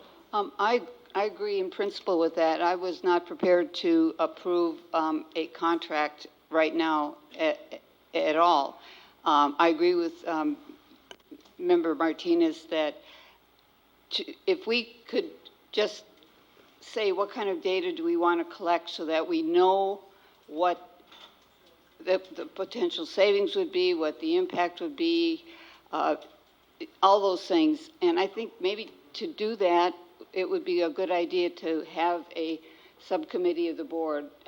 Two of us just talk about what kind of data would we need and whether we should go and ask for a call for proposals, maybe see if we can get a grant from an organization that would do the data, and just take our time.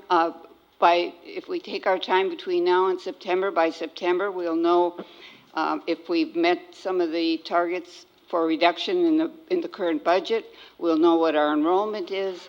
We'll know if there's movement toward a parcel tax. But I think going both ways, looking at cost reductions as well as looking at revenue enhancements is doing our due diligence. Okay, thank you.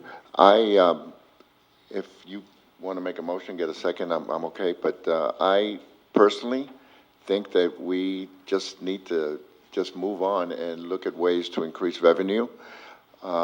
We have a marketing plan that we just started. We need to bring in more kids. As I said, it's closing a school. There were years where we thought it was going to be Lincoln Elementary. And it just creates so much unrest in our community. And if we're trying to get together and move forward, and whether it's a parcel tax or just get everybody on board, we do have the challenge of declining enrollment. And we've asked our superintendent, as part of his goals, to work on that. So I would like to hear what the superintendent feels, because the amount of savings, in my opinion, from the history of looking at this, and we've been talking about this on and off for a while, I think it's minimal. I think it's... We don't know. Okay, right. No, I understand. You had a chance to speak, if you don't mind. Superintendent? A couple of things. I think, first of all, on the topic of the purpose of this evening and the agendizing, I think that I do believe that in my ideal world, I would like it to have read more like, does the board want to pursue school closure, yes or no? That would have been cleaner. I think it would have been a better question to ask, and then that would be my suggestion for an amendment. But I would also say that even though there might be savings in school closure, there's also a cost. And I think the cost comes into play when you factor the cost of lost enrollment, you factor the cost of parents that are angry that you close their school, you factor the cost of that they might go to Fremont. There's a bigger cost to this. I think that studying it, I think in the climate right now, it's starting to escalate our community in a way that probably is not necessary. And I've made my opinion about it very clear several times. I don't need to restate that. I think that really my advice, counsel to the board, is don't prolong this any longer. I think you have to make a decision. And you can do analysis till you have paralysis, and eventually, by then, the community's gonna be more frustrated. I think the sooner we can make a decision on this, I'm not saying it has to be tonight, but I think the sooner we have, the right agenda item to vote on, and we're gonna put this to rest or not. So now, let me switch to the goals. I think what would help me and staff more tremendously, kind of related to our conversation about goals, is, we have a strategic imperative, number 3, that says we're gonna increase our enrollment. It'd be nice to have a number. Is it 100? Is it 50? Is it 10? Is it 400? I mean, that might help us formulate more of an action plan to really go after it and fill schools and not close. If we could avoid that, I think we want to build that community. I think that whatever the solution here is, it's going to be somewhere along the lines of how do we get the community to work with us to fight for something and not have a continual disagreement about should we be talking about that. So I think that this is really the board decision. I know you guys have dilemmas. I know there's no easy answers, but I do believe that there's costs that are not numbers in closing a school. It's emotional. It's something that districts generally don't recover from. And I think that the timing of it probably could be better. But I think that at this point, I really would only say, let's put it to rest sooner than later, is my advice. Member Martinez? I guess I'd like to make a motion. I'd like to amend the item on the agenda. And I'd like to amend for it to basically, as simple as Superintendent Sanchez stated, does the board approve moving forward on setting up a subcommittee to identify the due diligence requirements to explore a school closure? Okay, you have a second? I'll second that. Okay, discussion, I am going to vote no on this. I just feel we need to put this to rest, and I don't want to talk about school closure. And I will not support this either. Well, can we vote? Yeah, okay. Okay, well, we had discussion, so let's vote. Sorry. Point of order, my apologies. May I ask again who motioned and who seconded, please? I motioned, yeah. And I second. Okay. So we're voting on the motion made by Member Martinez and seconded by Member Thomas, okay? Mr., can you want to vote? Okay. Okay. Motion fails. Okay. You've already had a chance to speak. So let's move, did you want to address it some more, or? I don't have a request to speak. No, what I'm saying is that normally if a motion is defeated, then you as courtesy, No. you get the option to speak. No. Okay, you don't want to speak? So I guess my only question is, does the student have a vote in a topic, a policy topic like this? Typically, no, it's a symbolic vote, and maybe what it means is we need to wait till we have a full board to vote on it. So Bring we it could back? have No, one way or the other, I don't know. It's a 2-2 vote. A 2-2 2-2 vote is loses. tabled. I don't really want to bring it back. No, a 2-2 vote is a no vote. It's a no Right, vote. it's a no vote, Right. so it's no. Okay, thank you.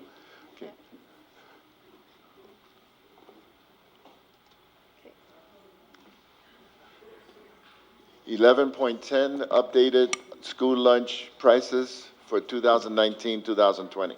Yes, this evening I bring forth, our Director of Child Nutrition brings forth this update. Per regulations, we must increase the cost. This increase will not affect the free or reduced price lunch. It does have a higher increase for the high school as there are bigger portions and more fruits and vegetables. And this is a mandate that we must comply with, and it's typically annual. Thank you. Just for point of order, let's allow people time to exit for a minute. Thank you for attending. If you could just, thank you. Okay. Thank you.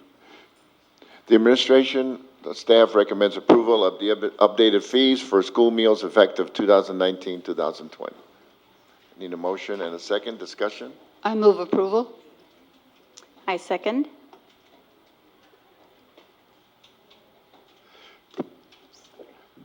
Member Thomas moves, Member Martinez seconds. Please vote.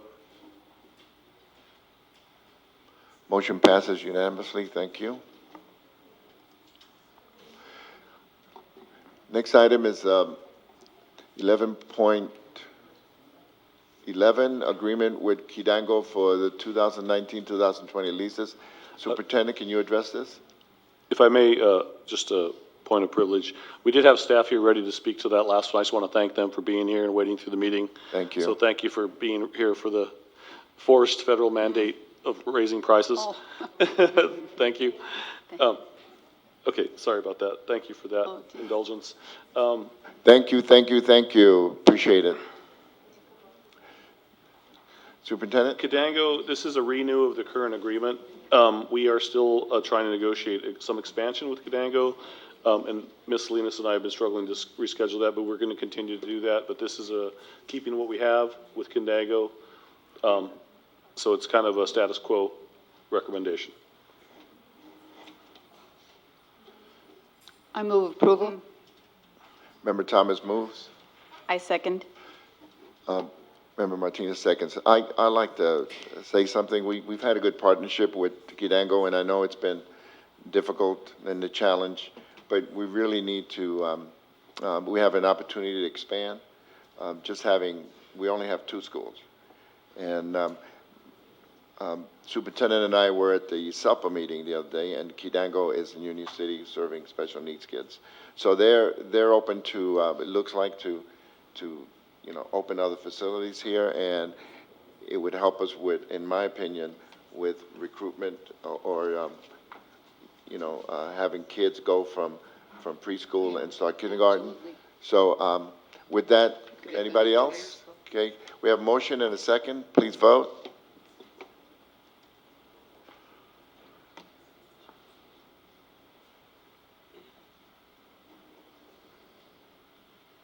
Motion passes unanimously. Thank you again. The next 3 agreements are all agreements with our legal firms. First one is 11.12, Dennis Walliver Kelly, Attorneys at Law. Need a motion and a second. Financial impact on this, Superintendent? Good. I can answer. Basically, there's nothing outstanding major that I saw. Some of the attorney's fees per hour may go up, but they did not specifically specify which ones. But Right. there was, the item number 11.14, their increase was travel to the Los Angeles area, but that doesn't affect us. Okay, so this is just an extension, basically. Right, renewal. Okay. Okay, need a motion and a second? I move approval of 11.12. I'll second. Member Thomas moves, Member Martinez seconds. Member Jean and stepped out for a minute, and Member Gutierrez not here. So when we have, it's got to pass unanimously. It's got to be 3 votes for the yes, okay? Okay, good. Thank you. Motion passes 4 ayes. Member John and Member Gutierrez absent. Okay, next one is 11.13, Lozano Smith Attorneys. Same thing, renewal. I move approval. Member Thomas moves. I'll second. Member Martinez seconds. Please vote.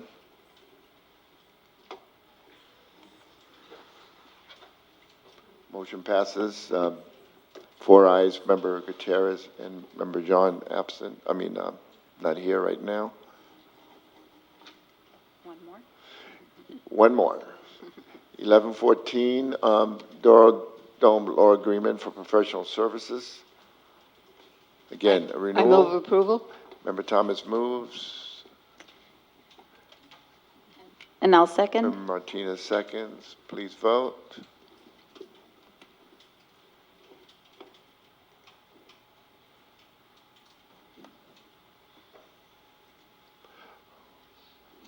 Motion passes. Member Gutierrez not here unanimously. Thank you. Thank you, Member John, for coming back.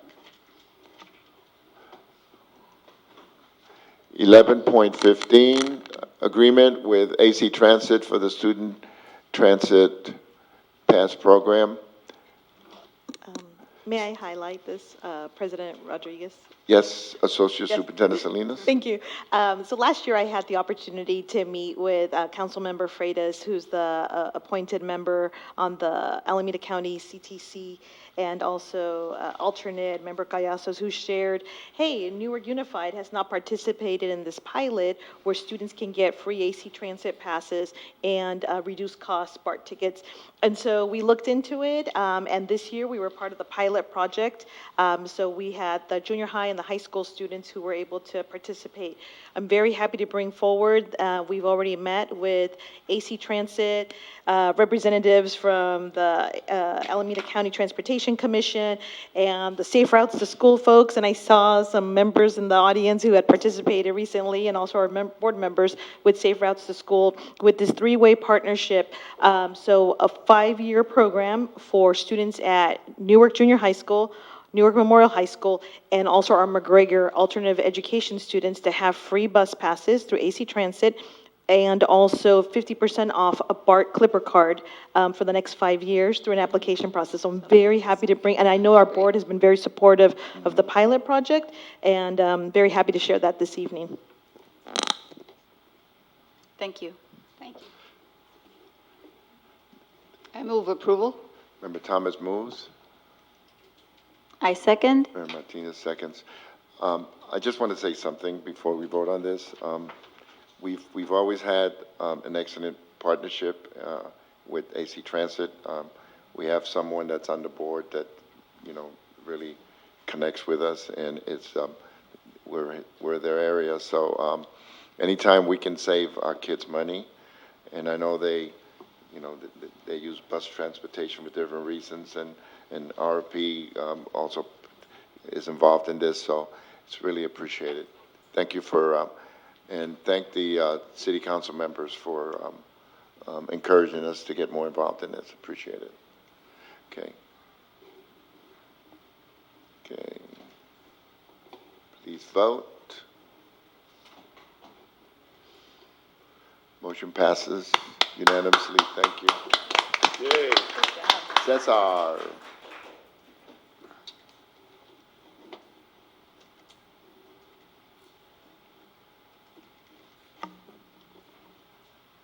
Okay, next item on the agenda is the superintendent's contract. So the attorney gave me just a small script to say before we move.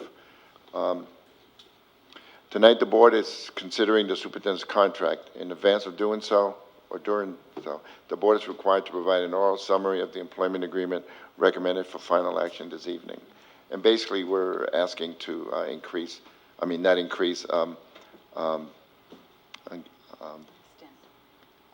what's the term? Extend his contract 1 year. The superintendent makes close to $239,000 a year, payable in 12 equal monthly installments. There are no bonuses. The superintendent continues to be entitled to purchase dental and vision, and also medical that are offered to other district certificated administrators. The superintendent shall work and have a work year of 225 days without and paid vacation days. So, Superintendent, I think that this being so important, I'd rather have, in my opinion, all board members here. So if you want to pull this or table it, that would be my recommendation. So we can have all 5 members participate. Did you want to pull it, or? I'd like to know what the other board members feel about that. Yeah, so Superintendent, I remember privately we talked about that you want some performance metrics to give you 1 year so we can have clearly defined and measurable metrics. And so far, right now, I look at the contract, there's no metric. I think we probably should want to take some time and come out with metrics agreed by both parties, whether the majority of the board and you, and then we'll go from there. So I would recommend we work on the metrics first, and then we vote on the contract. I agree, otherwise I'd have to vote no, so I'd like us to pull it and add some goals. And I agree. Okay. So I'm willing to pull it. I just would like to have that occur at August 2nd meeting and not delay it any longer. If that's, Exactly. if that's amenable At the to next board. meeting, right. I think we can do the work between now Okay. and August 2nd. That give you enough time? So I would like to pull it at this time. Okay, thank you. Next is 11.17. Mrs. Parks, since it was pulled, then we're not going to call you up. That was not, I was, 11.17 has No, not. I'm talking about 11.16. Okay, all right, thank you. Anyone want to speak to 11.17? I don't see anything. Okay. Mr. Member Rodriguez, President Rodriguez, I would like to pull this item. Okay. Just new light that's been shed on that for me. I would like to pull that item at this time. Okay, 11.17 has been pulled. 11.18, donations report, Superintendent? Oh, no, I need a motion in a second first. I move acceptance of the donations report. I second. Please vote.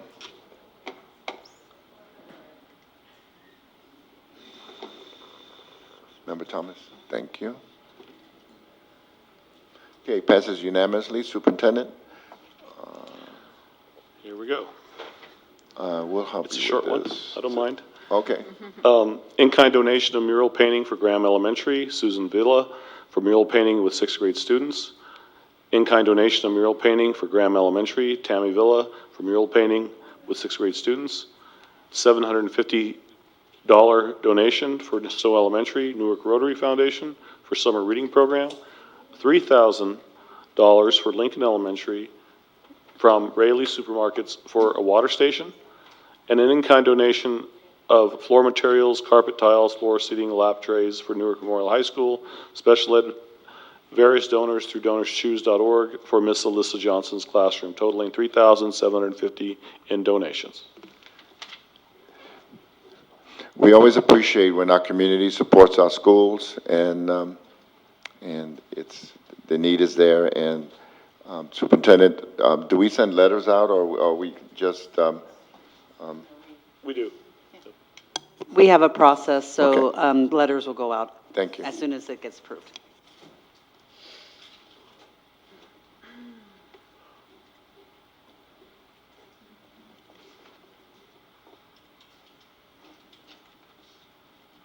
Okay, we have a public hearing. I'd like to open the public hearing on joint initial proposal for reopeners between the California School Employees Associations, CSEA, and the Newark Unified School District. Anyone want to address this public hearing before we close it? Okay, seeing none, we close the public hearing. We go to old business. Class size, Superintendent? So this is something that we brought back per legal advice, and the recommendation is approve the item, which would give flexibility, but it would maintain the prior agreement from the board that if we went over the number that the board identified in the prior meeting as, I think we referred to it as an overage, that the district would pay for that. So we're still going to cover, if we go over the, I think it was 26, is that the correct ratio? Right. That we would pay the individual teacher for that, but staff was given direction by the board to keep those to a minimum, but that the board would pay. But we still want to maintain the flexibility for negotiations purposes. Okay. Member John, you're the one that... Yeah, so I'm the one that's asked to bring this back, because I think last time when we voted on this issue, there are definitely confusions among the community, among the public, and even among our board members. So I actually had a simple table, so can anybody project that one? So I want the public to not get confused about what we're voting on. We can't project. We don't have a way to project it. Okay. You can announce it, Superintendent. You can read it.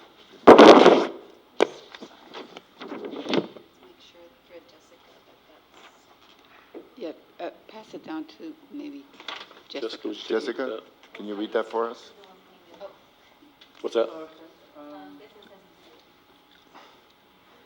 Thank you. Okay. He's got the money? Well, so if you think it's not very convenient to read, we can just say this time we're gonna be voting on max 26, flexibility going to 29, and paying overages. I think that should be enough. Would that be enough? Maximum 29 with the option to. Right, so the class, I'm sorry, go ahead, Ms. No. Thomas. Maximum of 29, Uh-huh. TK3, with the goal of 26 and overages for anything over 26. Okay. I'm ready to make the motion. Go ahead, make the motion. Oh, I see.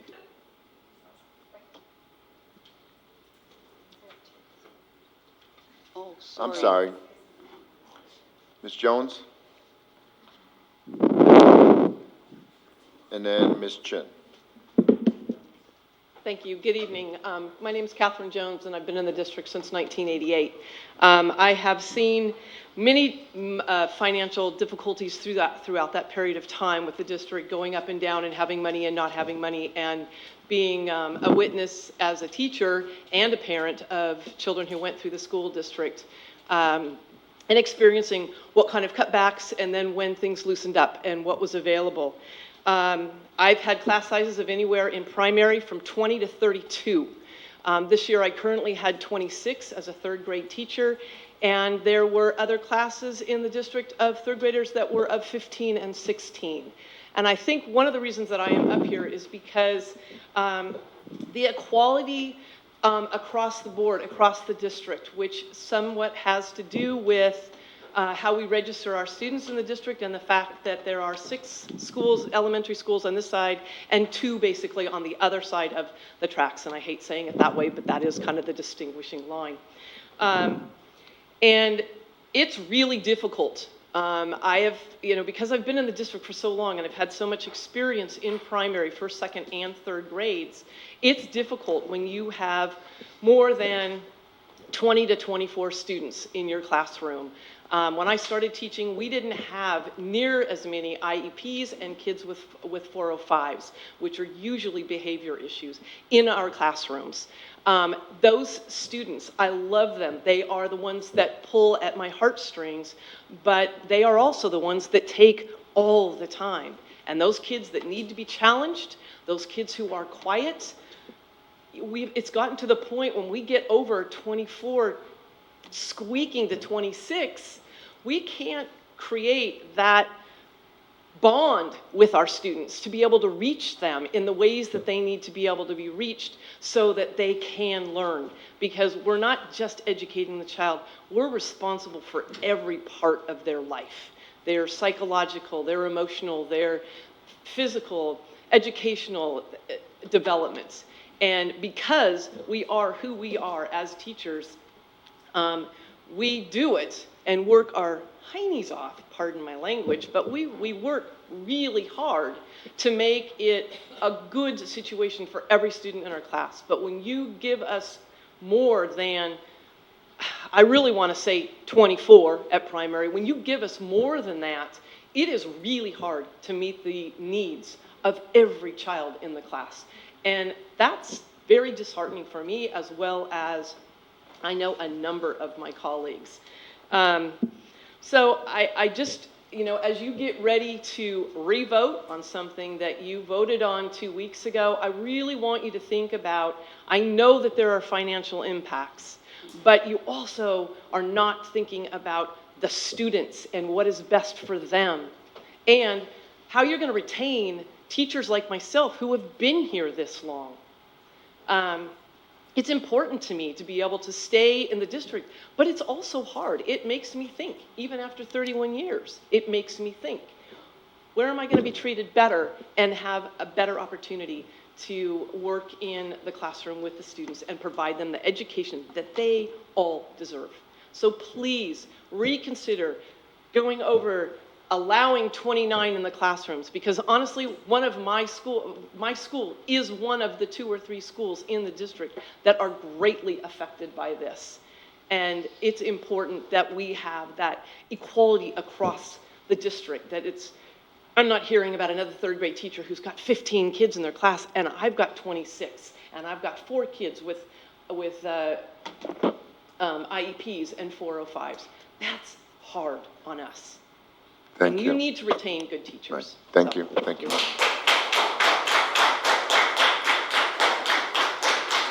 question? Good evening. I apologize, I missed the start of the meeting, so I don't know if there was an explanation to the date change, but I hope you all are doing well tonight. My name is Cindy Chin, and I'm a Newark resident, a parent, and a teacher. Thank you for bringing this item back to the agenda for clarification, as I'm still unclear on exactly what's being approved. I keep hearing that the class size this past year was at 26-1 or maybe even 24-1, but on my roster, I've had 28 students the majority of the year. How can you tell incoming parents that our class size is 26-1 and then they find out that their child is in a classroom with 29? That's like buying a box of 24 pencils and then finding out that it only has 20. That's misleading. Justifying that number by saying, well, it's an average across the district, that's misleading too. Parents know that their child is going to get more attention in a smaller class size with less children. And as a parent, I want that for my child. And as a teacher, I want that for all children.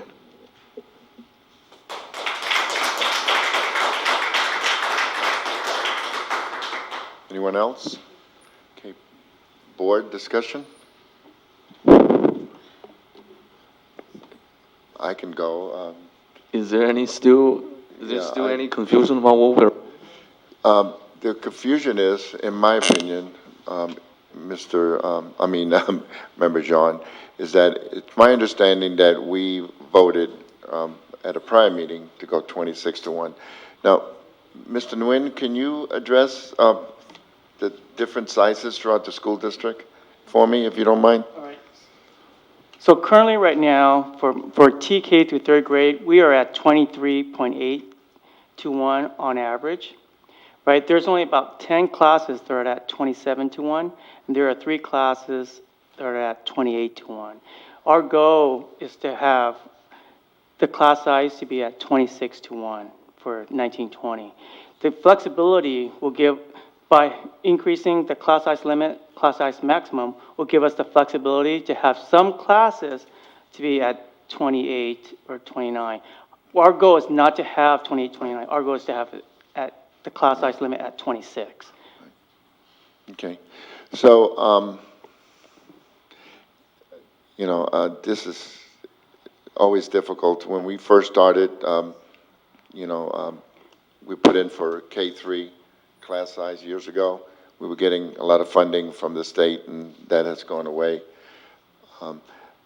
It was my understanding that we would, what I would be more comfortable with is a cap of 26-1. I don't want the flexibility. I don't want any classes at 28.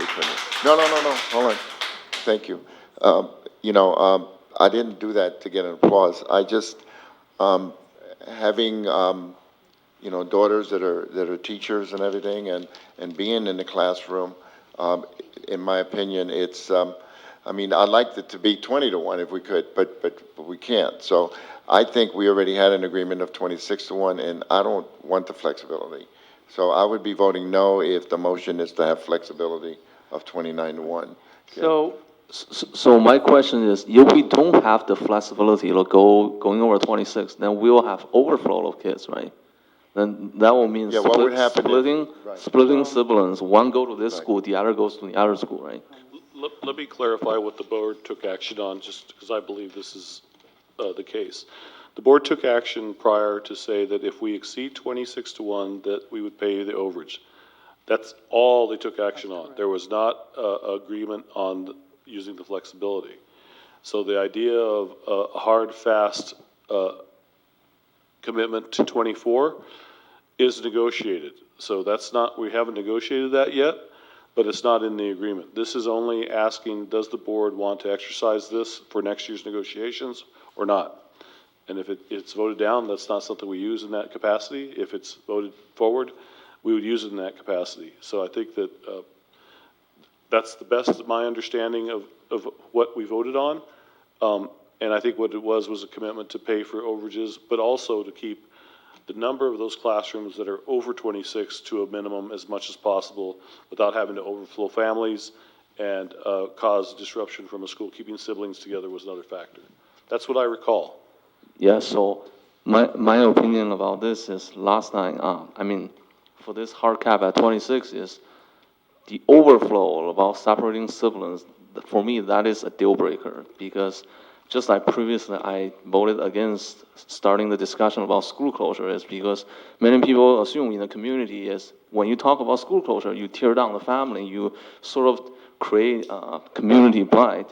And for me, the issue of overflow really, because I did heard from some members from the community, they were saying that they were concerned about that one sibling being overflowed to another school. The psychology is for a 7-year-old, 8-year child is there must be something wrong with me or like something different about me. So I was the only one that go to the other school, not the other people.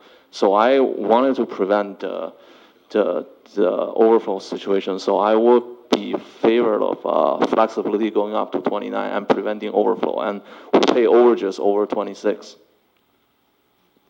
So, Mr. Nguyen, I just had a question. If there is a hard cap of 26 to 1, then my understanding is that we look at, rather than having the kids go to another school, we look at combo classes and different ways to keep the kids in the school. Isn't that basically what we've done in the past?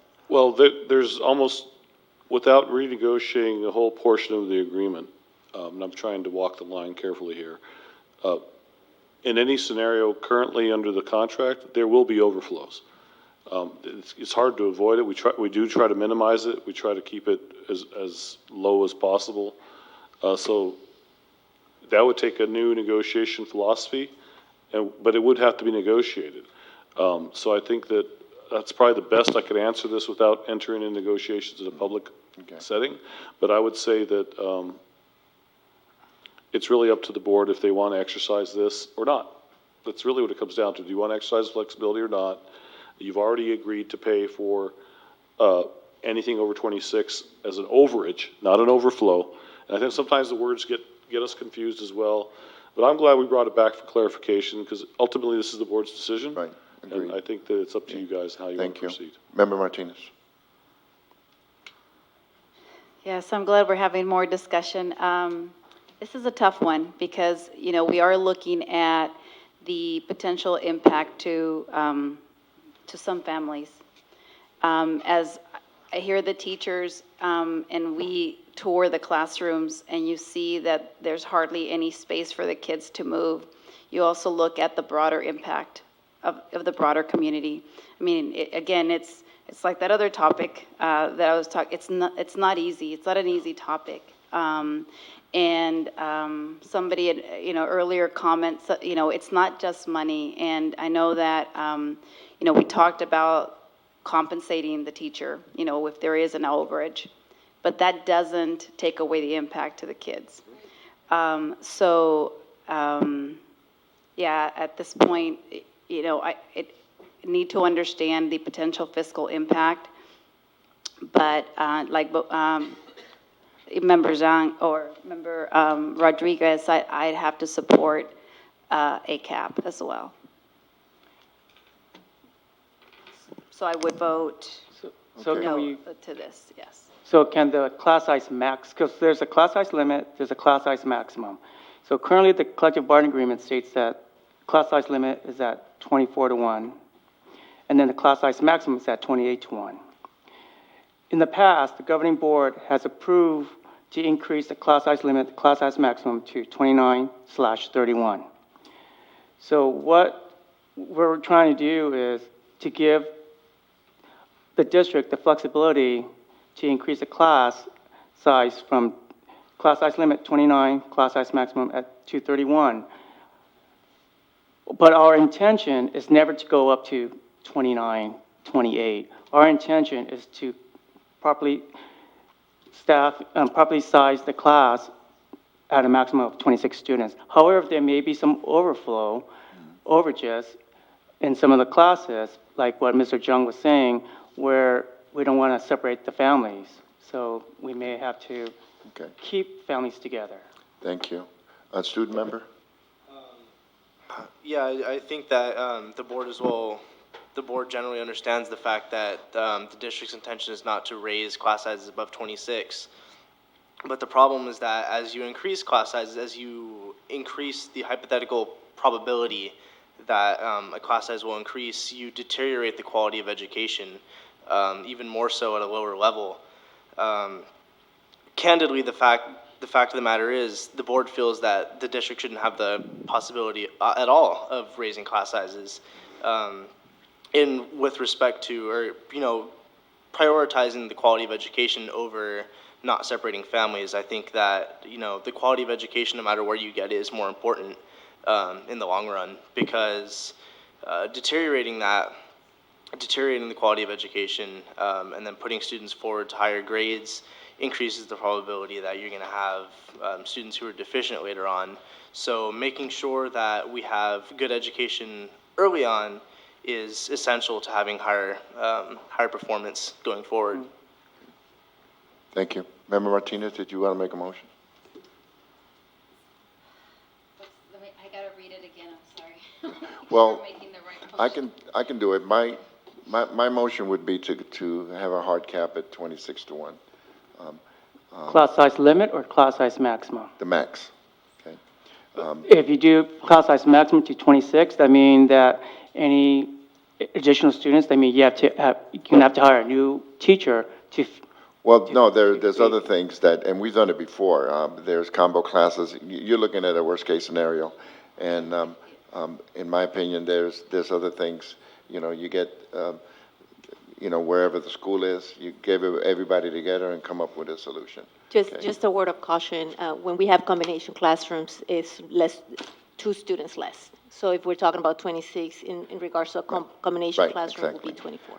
But the combo classes, that In the classrooms it's an must- option must where be we can balanced. keep the kids in the same school. Okay. So that's my motion. I'll second that. Member Martinez seconds. Member I have Thomas? I just wanted to say that I really want to give the district the flexibility, knowing everything that I'm hearing from the student board member and from Mr. Zhang and everybody. It pains me it pains me to have higher class sizes, but the reason we went to 26 in the first place was because of the budget. And I would just implore, I will vote no, but because I think we need to give the district that flexibility, but I just implore the district to do everything it can with every tool that it has to not go over 26 to 1. Okay. Or they can't, but I mean, if this Thank you. passes, but Okay, but we need to vote. Did you want to say something else before we? Yeah, I just want to clarify that a yes vote means that we support a class size maximum of 26. No, a yes vote would be that we have a cap of 26. A cap of 26, Maximum. okay. Right, is that what you said? Yeah, Okay, maximum, yeah. That's correct. Okay. Okay, we have a motion and a second. Please vote.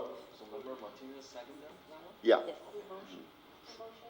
The motion is to, Ray. oh, I made the motion Sorry. to cap it at 26. The maximum would be 26 to 1. So there will be financial implications to that, It's and gonna- there will be an increase in combo classes. Right, It's exactly. Just know gonna that. be, yeah. I mean, the 13 position that we reduced, Be potentially impacted. yeah, I mean, we're gonna be in more deficit spending. Potentially impacted. I So, think we don't know. what could be the potential impact on the 13 positions? So again, if we do a scenario with combo classes and everything, and then we got another class, say 30 students, and our limit is, our maximum is 26, right?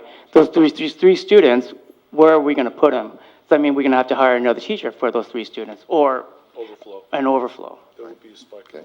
Okay, we have a motion and a second. Please vote.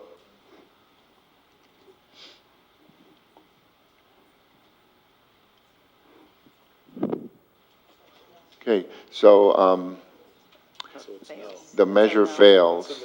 So now we're back at square one as far as, we're going to bring it back when Member Gutierrez is here? We would probably have to discuss it with legal counsel as well, Right. since it's a negotiation item. Okay. We'll try to provide more clarity. There's a, go ahead.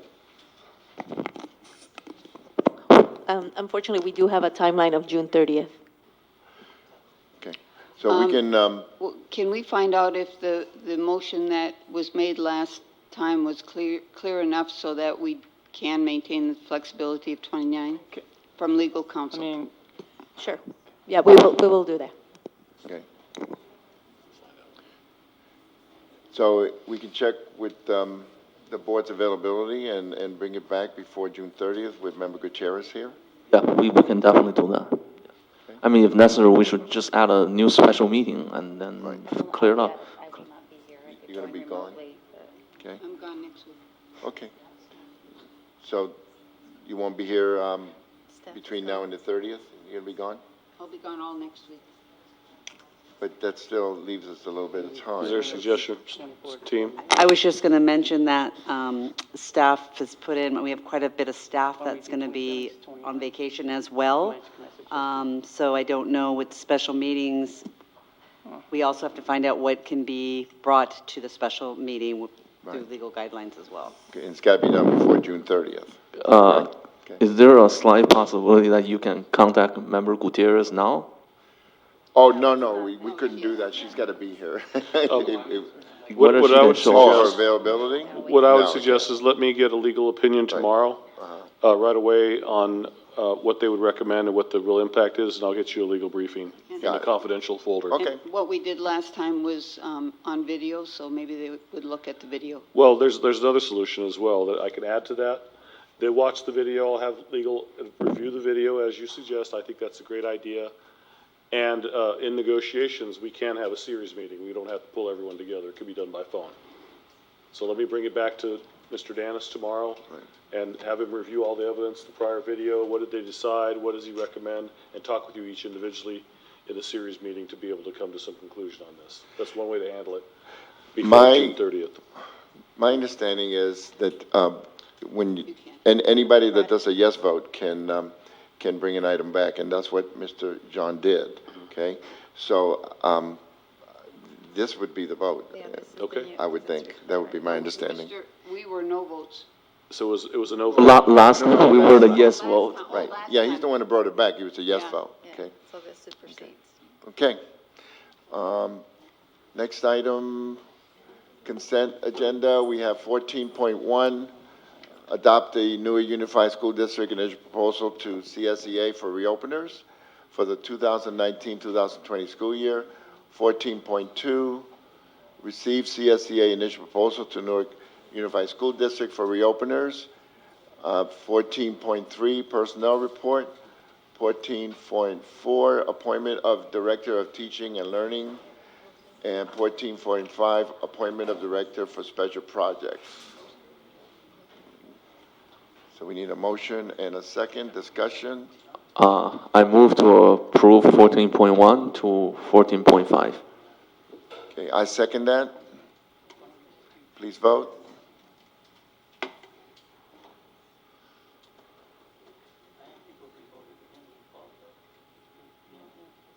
Okay, motion passes. I have a question. Question? Usually we have a revised PAL on our dais so we know exactly what we're voting on. For 14.4 and 14.5. 14. I mean 14.4. Oh, the name of the... A revised PAL with the names of the people that we're hiring on it. As far as I know, the only names that were removed and that we're using is people that resigned. And I didn't get directions from the... We are voting on the appointment of the director, and there's no documentation that says who that is when we hire someone. Oh, I'm sorry, then I was at the assumption because Mr. Sanchez had introduced him earlier, but I can make the recommendation now. Okay. Staff recommends Ariel Dolowich as the new Director of Teaching and Learning. So then I think we need to re-vote on 14.4 And 14.5. and 14.5. So Are you okay with that? Yeah. Okay. So I recommend 14.4, get a that we motion and a accept the second? staff's appointment of that individual. Ariel Dalowich. Okay. Okay. Please vote. Who seconds? Second. Member John seconds. Please vote.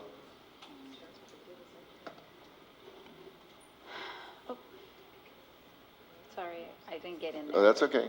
Let's open it up again.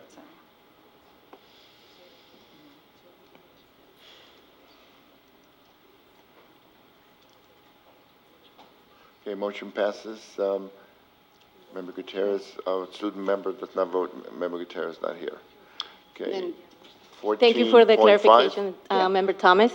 Staff would also like to recommend Isabel Cervantes Folk as our new Director of Special Projects. I move that we approve that appointment. I second. Member Thomas moves, Member Martinez seconds. Please vote. Motion passes with Member Gutierrez not here and student member not voting on personnel issues. Okay, consent calendar, 15. I move to approve 15.1 to 15.12. I need to pull 15.11. Ms. Parks? Okay. Well, I'll pull 15.11 because it was requested. So if you can amend that, okay, other than 15 point, can you make the motion, Member John? Okay, I need a motion for, nobody seconded his motion. Okay, so another motion for 15.1 through 15.12, pulling 15.11. Do you want to make that motion, Mr. John? Everything except 15.11, okay. I move to approve 15.1 to 15.12 except 15.11. And I second that, okay? Please vote.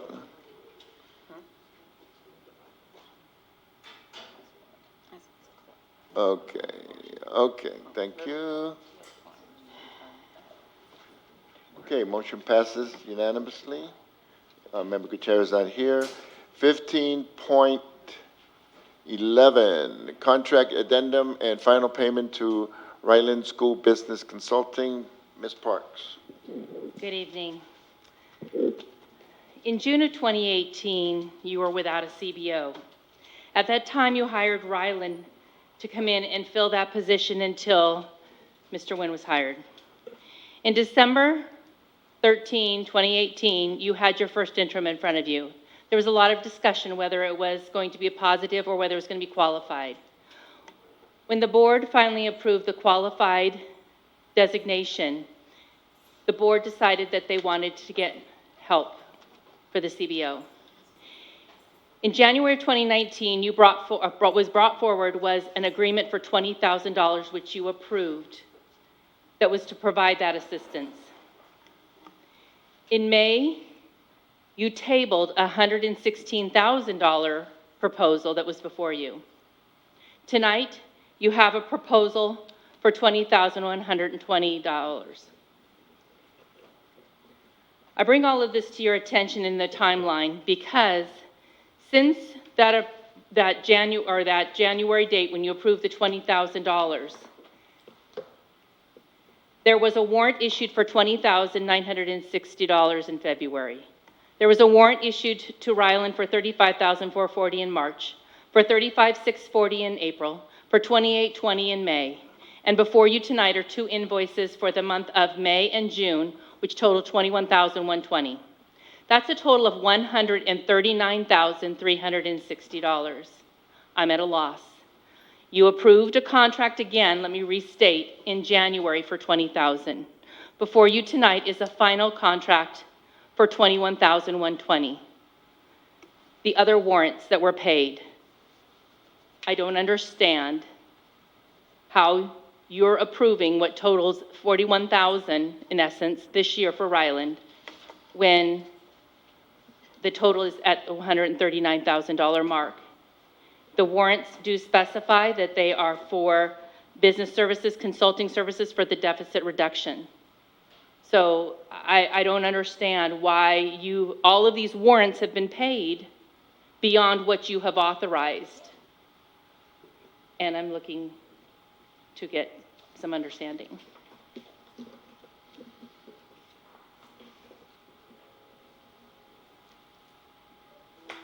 Well, this is not a Q&A portion. This is public No, No. but I would like Point to of ask, order. I would like to ask the CBO to. It's on the to- agenda. It's here. I know, but Point of I would order. like to, as a board member, before we make a motion on this, I would like the CBO to describe what's Yeah. happened here. There were several requests by the governing board in regards to a study session regarding our district's budget.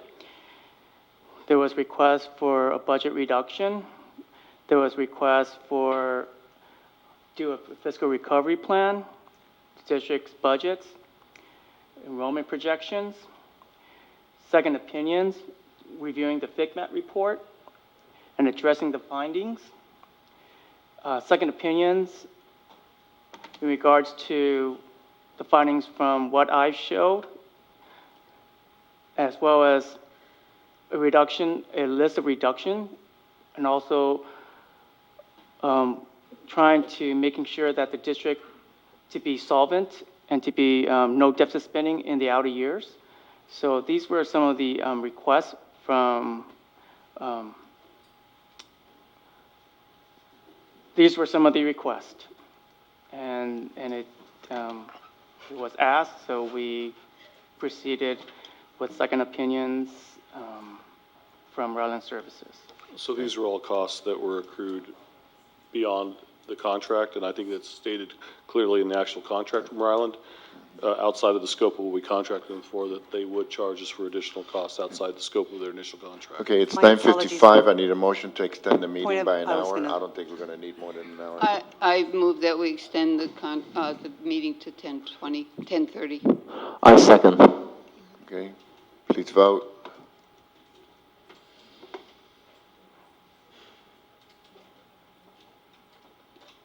Motion passes.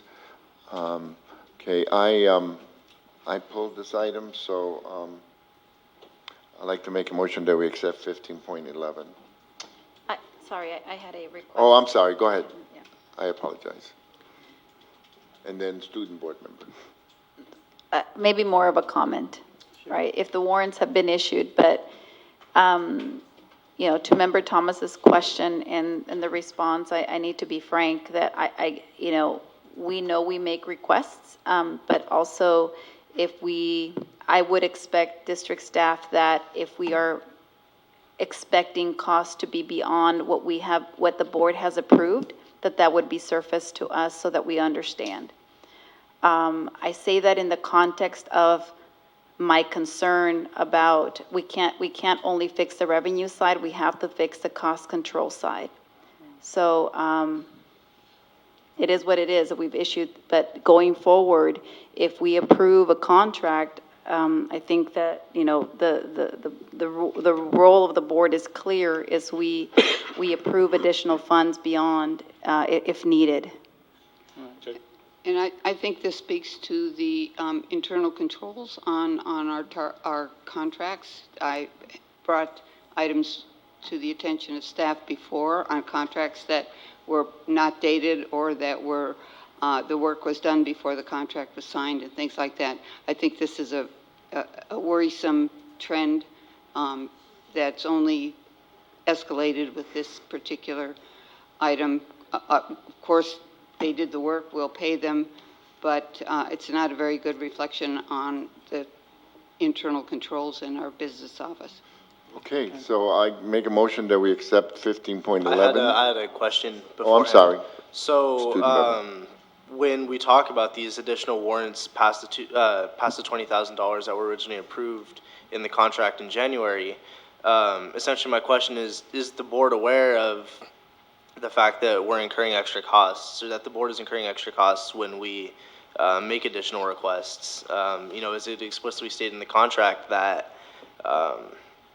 the board is on the hook for these additional requests? And I assume it is, because that's the way business works. But essentially, is the board aware that they're incurring additional costs when we make these additional requests? I mean, it's all good and well to research these things, but at the same time, we need to be aware of our costs. And I think that's what Member Martinez was saying, is that we need to be cognizant of how we're spending our money. Got it. Thank you. Thank you much. So my motion is to accept 15.11. Do I have a second? I second. Member John, second. Please vote.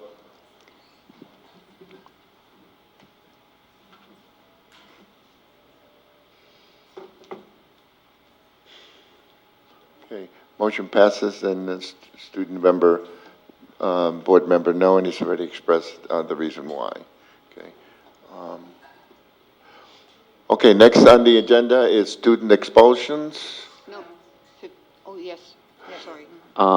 So I'll start with 16.1. I need a motion and a second. These items have already, we've already discussed them in closed session. Can we and go through that with we're gonna just vote. one motion, or you have to go through one by I one? think we do it one by one. That's been the norm. So I need a motion for 16.1. I move approval of 16.1. I second it. Member Thomas moves. Member John seconds. Please vote. I have a question real quick. Do I not vote at all, or do I abstain? Just no vote? No vote. Right. No vote. Okay, so motion passes, 4 ayes. Member Gutierrez absent. On all of these, Member Gutierrez is absent. 16.2, I need a motion and a second, please. I move to approve 16.2. I'll second. Martinez moves. Member Thomas moves. Please vote.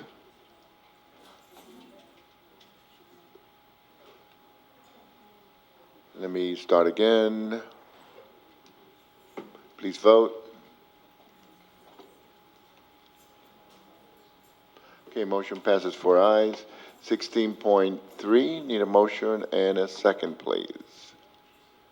I move approval of 16.3. Member Thomas moves.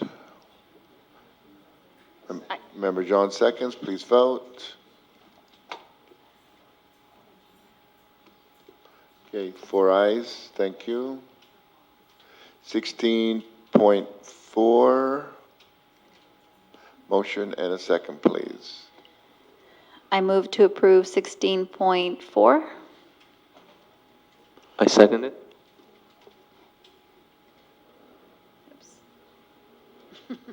Oops. You blocked. That's okay. I hit the wrong button. Okay, so let's do it again, please. Okay, motion passes, 4 ayes. 16.5, I move approval of 16.5. I second it. okay. Member Thomas, Mr. John seconds, please vote. Thank you. Okay, 4 ayes. 16.6.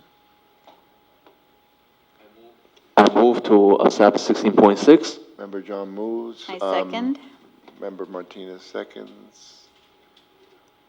Wait a minute, I didn't open it. Thank you. I'm a little behind here. Oops. Okay, there you go. Okay, motion passes. 16.7.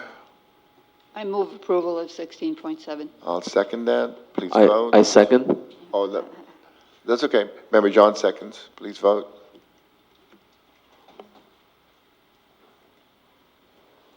Okay, motion passes. 16.8. I move to approve 16.8. Member John moves to approve 16.8. I second. There you go. Member Martinez oops, wait a minute. Let me close out the prior one. I'm sorry. Close this out. Vote again, please. Thank you. Motion passes. 4 ayes. Close it again. Open. And the last one, right? 16.9. I move we accept the staff recommendation on the 16.9. I second it. Okay, excellent. Thank you. Okay, did it. Okay, Board of Education reports, announcements, request, debrief. We'll start with student board member. This, the end of the year, last week was a busy week, went to promotions and graduations, and did you want to share how your week was the last few weeks? The end of school? Yeah, it was, I gotta say, it was a pretty easy last month, mainly because all my classes were AP classes, so, not too much going on after AP exams. Yeah, no, yeah, it was pretty busy, obviously, with AP exams, but, nearing the end of the year, it was very chill, very laid back, a time to relax and, enjoy the fruits of the year. I think I can speak for, my class and pretty much everyone in Newark Memorial. It was definitely a challenge at the year, but we all came together. We faced our challenges, and I hope that we can ride this energy into next year and that the class of 2020 will have a very prosperous year as our final year at Newark Memorial. Yeah, that's pretty much all I have to say. I had a question. Yes. When do you start, or did you already picking your classes for your So we've already, senior so year, that right? process usually happens around March, and our counselors meet with us, usually one-on-one, and go over briefly, what classes we've selected, how they fit with our educational goals going past high school. If they're a good fit for us, some other recommendations based on what we've selected and how we've done in the past. Behind the course selection sheet is a copy of our transcript so we can see how we've done in the past and, kind of as a good estimator of how we might do in the future.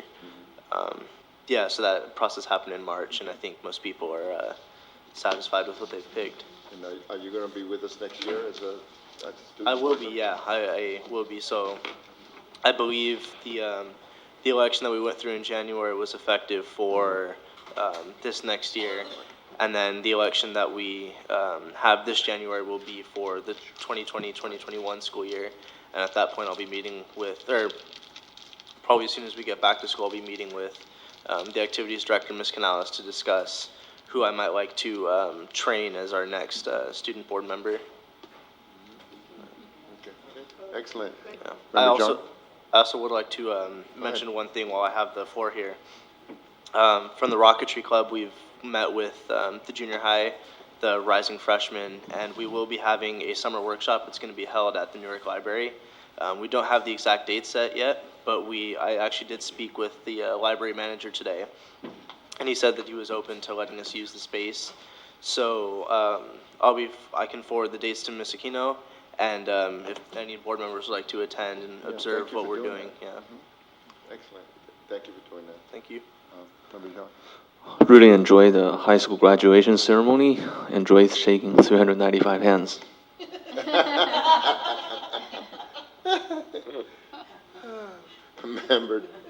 Member Thomas?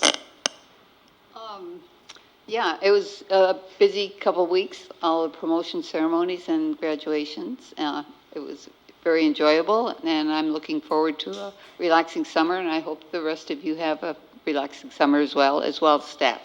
Thank you. Member Martinez? You guys are so light. I'm gonna bring some serious topics. So no, it was so awesome to be for sure the high school one. Just the energy and just how happy the kids were. But I mean, we got a chance to go to the graduations at the continuation and independent study. Oh my God, just the how rewarding that is. And likewise the promotions, right, for the sixth graders and the junior high. So just very energizing in the sense of, really reminding us why we're here. Again, not a comfortable chair sometimes to be in, but just really, really energized me from that perspective. On looking forward into the short, near term, I was reminded about the condition of our schools. And it happened to be the hottest week. But, just really the facilities, our gyms, and the lack of air circulation, the lack of just the structure. So I am going to be, not just me, I'm sure, I hope as a board, we're going to be looking very actively at the at meeting the basic needs of our capital structure. I'll call it that, right? Because I know that we tend to, and we all want to be talking about, ideally what we would want, but we first need to meet the basic needs of our kids. I appreciate the community member who brought the information about our high school swimming pool. I don't think it's either or. I think we need to figure out how we do both.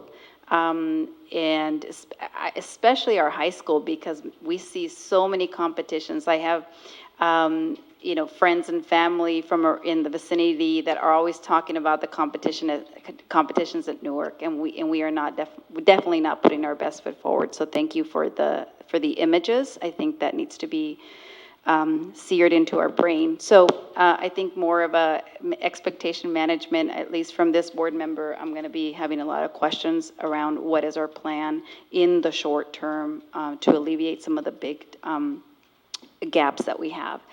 And then finally, I can't go beyond tonight without asking the data that I've asked for since I sat on this board, I think, or in the chair, which is the data around counselors touching, again, touch points to students, and again, the populations and their performance. So I'd still like to ask for that. I believe I saw that it's going to come our way, but I've also seen it a couple of times, so I'd like to urge you guys to please forward that on to us. Thank you. Okay. Thank you. So all I have is, I want to wish everybody a wonderful summer. Last week, I think when the temperature got to 100, it was like we weren't in the Bay Area. It was like a mirage. But I appreciate everything that everyone does, having superintendent, having staff go to the different promotions. And I think it's so important that whether it's, to have the superintendent and staff attend these promotions so the community knows that, who we are and that we value everything that's going on in our schools. Not saying that we don't value it if we're not there, but it's just, having a presence there, I think is so important. I want to publicly thank Mr. Mark Neal for not only the junior high, but for going in at the high school and for the last couple of weeks. I thought the graduations at the alternative schools were excellent, and we're very well done there. And I'm losing it, Julie Calderon, and she did an excellent job in her staff and putting those together for the 3 different schools.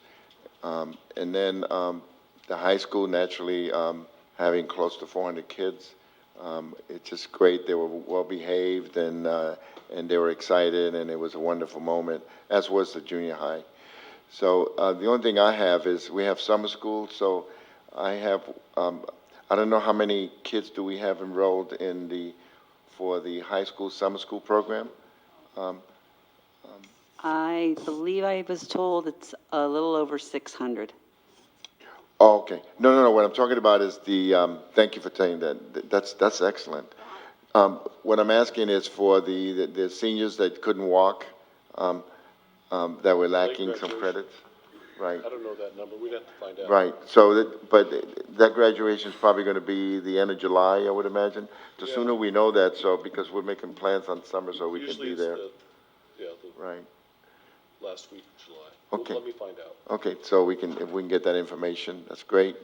And our prayers go out to Lucia and Gutierrez and her family.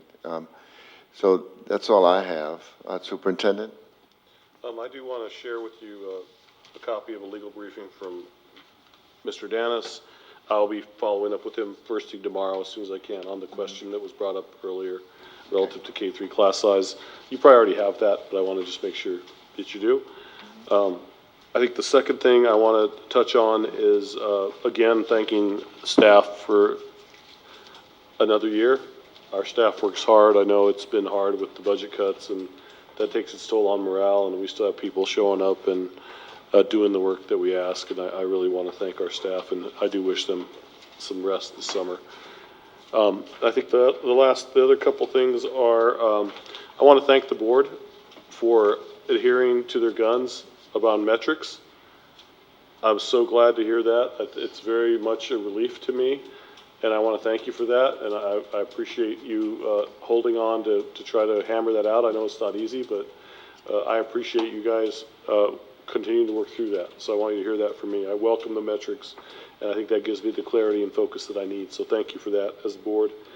And I think what I want to close with is I love the acronym tonight of families, achievement, Newark Pride. Thank you. Thank you. 10:12. Adjourned. Meeting adjourned.